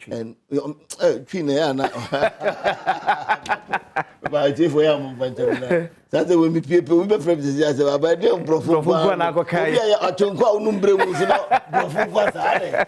oh, nyame can say, or can't say me the president at line. Okay. Na nyame bi wo ho a ni expect say obey. Okay. One of the first things the episode was to ensure say woman or the Galamsey fight never show Monsano. He will hold them. Obama hold them responsible. Okay. Until Tama, Professor Weber can say Galamsey machines in Iran. Yeah. Professor Frimpong, they expected some like swift action. So what must you? Okay. If you know, sir, Nemana Ira Bessinano, Edena Cosi. Tis as busy with the year you can. Near force has busy with your office. Because no a secretary to the anti-Galamsey something. IMC. And the BBC buy. You see, see, we don't believe in it. We think it's wrong. Okay. But now you expect to say, Anka, President, no, Sanu Krano, Obikra, and Kobika Galamsey born home grand and Sitan Kofano. Original chairman, Obieni, Fena, we special prosecutor, so you see, certain actions were expected. And Crawford, your photo, your bubo mudin, they are involved in Galamsey, anyone. They asked me, what is the solution if the president wants to succeed? The first time I can say, every DC in every way, no. Galamsey, no. You Galamsey with this you should be sacked. And see whether they will be Galamsey. Second President Pam DCB Galamsey who district because I know what I'm talking. I've been a minister of local government. I've been deputy local government before. And I know what I'm telling you. Opa President directive say district be a DC Galamsey you will lose your job. So I am saying that the president didn't mean what he said. So mini pass or Jumano or Bronibeka said he's taking the bull by the horn. And that will be the first line of action. Yeah? When you go to the district, do you know say one of the problems of the district one say your man lines is that district is going to be an omunim. Yeah. And how do you expect him to what?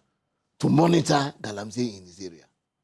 So the first in the license in Nokrano must go through the DC.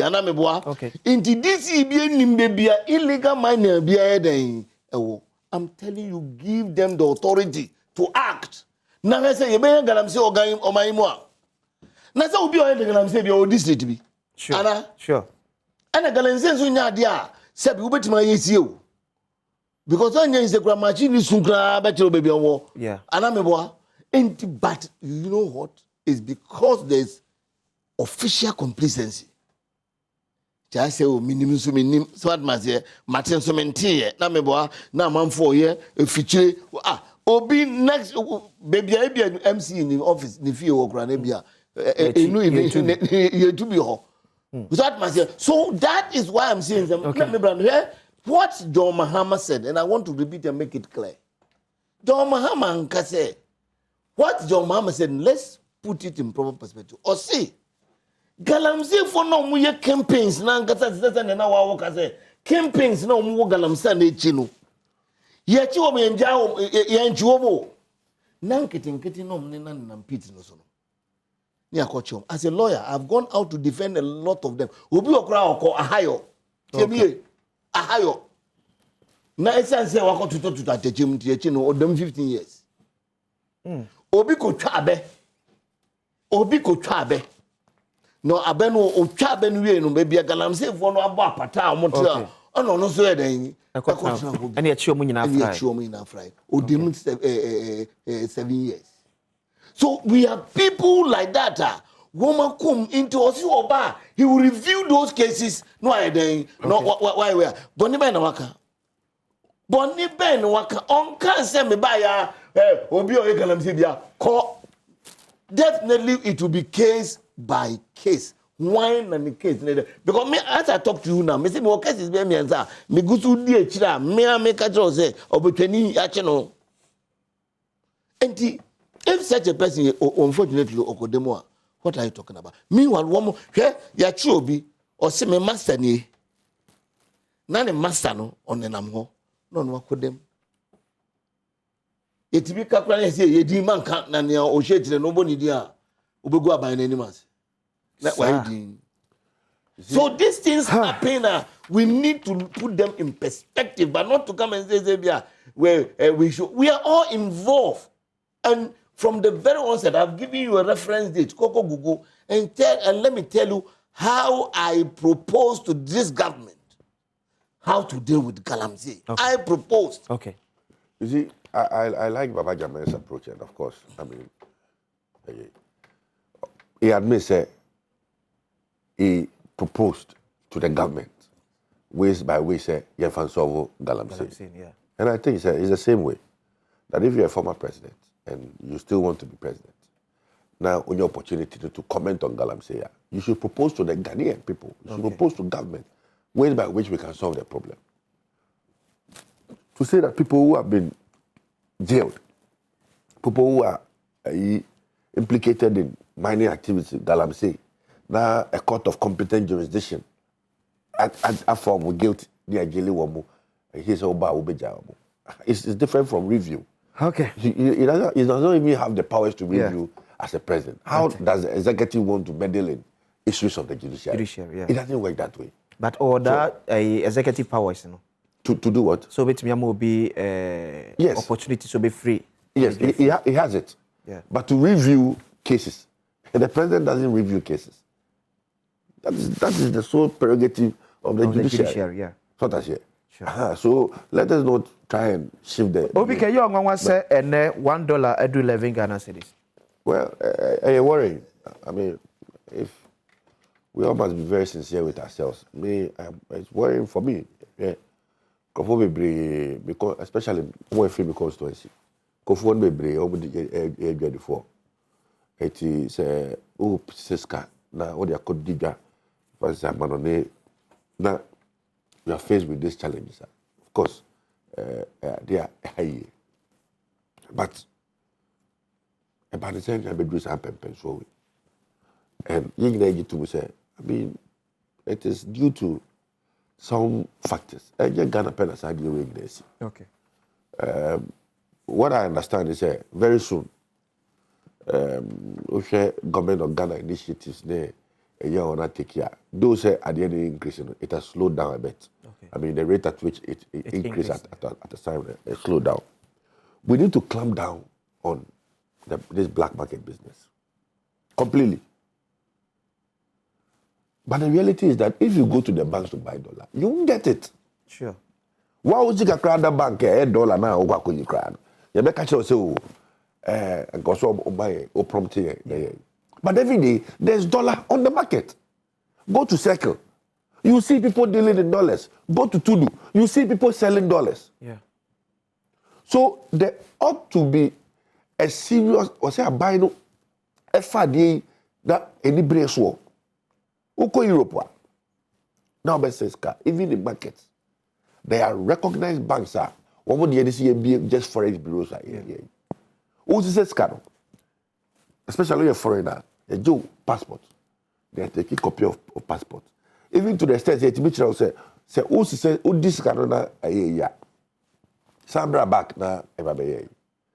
As I'm a Jew, like, scanning the car. No, but with my back now, almost Sambo. The based on receipt. But your chrome your chrome BBA $1. BBA $1. To the extent say even state agencies sometimes will quote prices in dollars. Porter. I'm telling you, they'll quote prices in dollars. So even our city, we do not even value it. It will be a baby $1. Maybe a baby $1. Maybe a baby and if you be $20, oh, Cromwell. I turn a website because I know I can come. What we're renting there, maybe $1. Which is worrying. And the last time at a committee meeting, I charged the chief rent. That's trade and industry. He works at housing. Okay. Chief rent officer. I charged him. You need to clamp down on this activity of say Obia rent, Obia $1. Let them quote in cities. Let them deal in cities. So it weakens the city, right from the onset. And for me, that is where we have got into. Okay. Baba. Now, dollar no very breaky jail. Say Standard Shocks ne buy no be bu edan. Mo bu dan ni mo say. Is the dollar ne? Oh, we are young. Baba, sorry, before Selber to us. Look at a report from Bank of Ghana, you're releasing in July 2022. Okay. Talking about Omai Ghana export. For the first 6 months of this year, your export raised to $9 billion. Import equals $7.5 billion. So export overflow near about $1.43 billion. Now the question is, yet me exported $9 billion. And near my kwama on the $40 say ba. I didn't still sit now holding what for. Then obi draw my attention to it say, what be sound one na air export no? Air for companies. The only sika a car ye maimu for 2022 first half no. Air cocoa board sika, which is about $1.7 billion. You see, and until an anchor maybe I say the solution say a $1 as stabilizing and yeah. We black market for no kwao. In a black market for no kwao. A statifi baby and go do black market for no. Okay. To catch a black market for no kwao. Black marketing has been with us all these years. And I'm a sure. Ne won't by sounds a factor. Oh, it's one of the factors, but I think that the major factors, Okay. Foreign companies are among all sort of concessions. No mabugu maimua. Womu ye bibia na capital flight na come back no. That is me. That's what I see. Sure. And I want to see GRA and all these things there. They will change their strategy and go onto the market number clamp. Because a lot of the companies run no taxes clamp muntia. And wafumrao. A lot of companies no run taxes. Foreign companies. Foreign companies taxes are also mutia no. Also, TBA 2 million, 3 million. Yeah. No, TBA 500,000. No, I pay 200,000 in Yamobi. And I can not go. Baba, we serious. I am saying, say, mint 7 international TV. Yeah, and that's also your lawyer. No, just a mint international television. But of course, I can give the information to the right companies. Okay. Or to GRA. The right agencies. So what am I saying? Near Echo Suinan say. Yama all this kind of Chinese, whatever, Indian, whatever, we know the good system. And a woman a German just like that, no move ya. Sidi na homenya no. Womu akosisa. Onim say ye wo foreign agents, wo black market agents are. Or to you here no friends brother sister mama. I'm telling you, my brother. So that is the cause. Until say you best start near start Indian, Chinese, American, Cuban, Ubaga mo. Wo ba be adwuma o capital wo de ba ne wa he. Okay. Wouldn't say be brave bakuru bukura na bi o mkito mbaga no de wure kuru. Sure. O mo kwa no mo $6. These are the issues we have to look at. I'm telling you, until see a for example, who they even go there, go there. Yeah. Go there, see Galamsey, go baby, you know. What is the official export of the country? They break through black market, through illegal doors. And they see President call Dubai or Kushara, Binibia, or boss say, last year, go there, your top woman, may go 5 billion. Say, hey, you machine. Because only chrome official figures, no, they know even how. Meanwhile, through illegally. So these are the things I think that as a country, GRA, Ministry of Finance, the police and everybody, migration, you know, we should sit up and look at them. Companies are paying more, baby. Yeah. What is the checking system? Because more, si come one day. What is the tax that comes to this country? Minimum company pia. Yen cancer memory. So you see, until we start stopping these black marketing people. 2, I agree, we should make dollar available. Yeah. $1 is available and also boa. But what I think we should look at, a company here, say no here.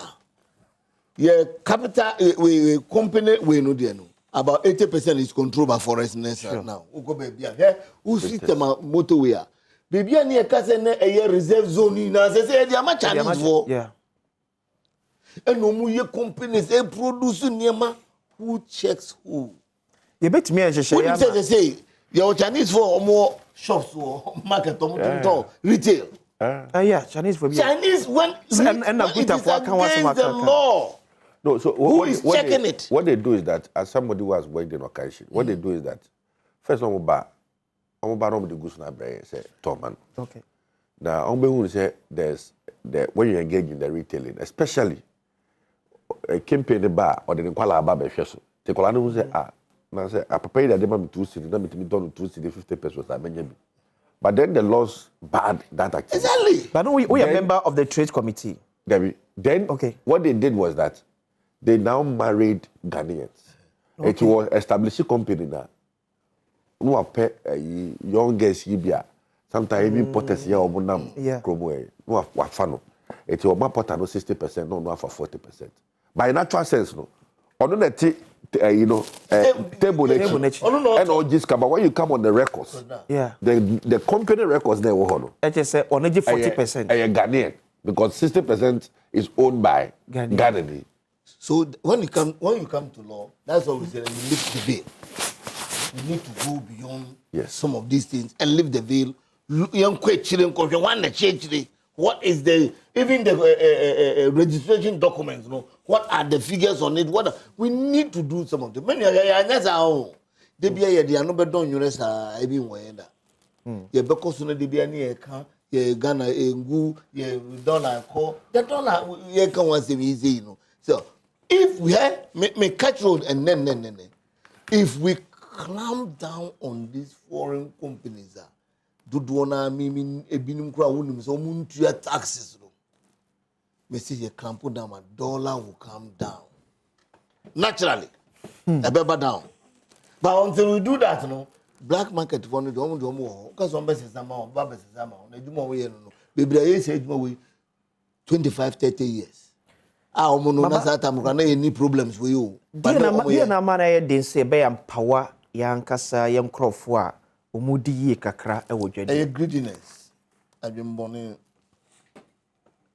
We are too greedy as individuals. We are too selfish. You see, we have thrown patriotism to the dogs now in our country. Sadly, all of us. So we are very easy going. Ehun Bronia, a bit may be Biam and Onko. Ehun Indian, a bit may be Biam and Onko. Ehun Chinese, a bit may be Biam and Onko. We are too unpatriotic. She said, no, I say, Omano, you really say, Omano, the welfare of one person and the other comes together to make the country a good country for all of us. That is why we betimi di bola and eguni got more expect to say ni onone had a bit na ne nua de onko bre. When oba Islam mo ye wo asemi say ye say unne kremoni chira wo penia wo pema ho ama wunya la yu'minu ahadukum hatta yuhibbu li ahihi ma yuhibbu li nafsihi. So what must say? La yu'minu ahadukum. You cannot be a good Muslim. You cannot be a believer. Hatta tuhibbu li ahi. Until say upe unia no pe ne ebeti unu wa brabo no esi wa unia brabo. Oh, enti ye no ya ni say me de se me nko me de fine. But e come in and family. And this attitude is some orientation before say NCC. Any woman maka no be start I encourage wo ye nkwada no grade na ebe hu. Matebera say Baba Jama Deputy Director of Legal Affairs ma NDC Amiyoko Sanso and David Sopoku answer OPK and so NPP MP for in price so in the Eastern region. But for them I say Yaminke nyina no nhyre. And I say come production team Dominic see eboa wo be Kofi ampedu da check in the presila camera sound light MCR and a floor manager papa Eseremas. Midi edi akwasi ochina yebesa so edi ehia dem quick one happy birthday enko emfa ekua amwakwa CEO of JJ Production. Happy birthday kese pa enko f ochina yebesa ehia makraw.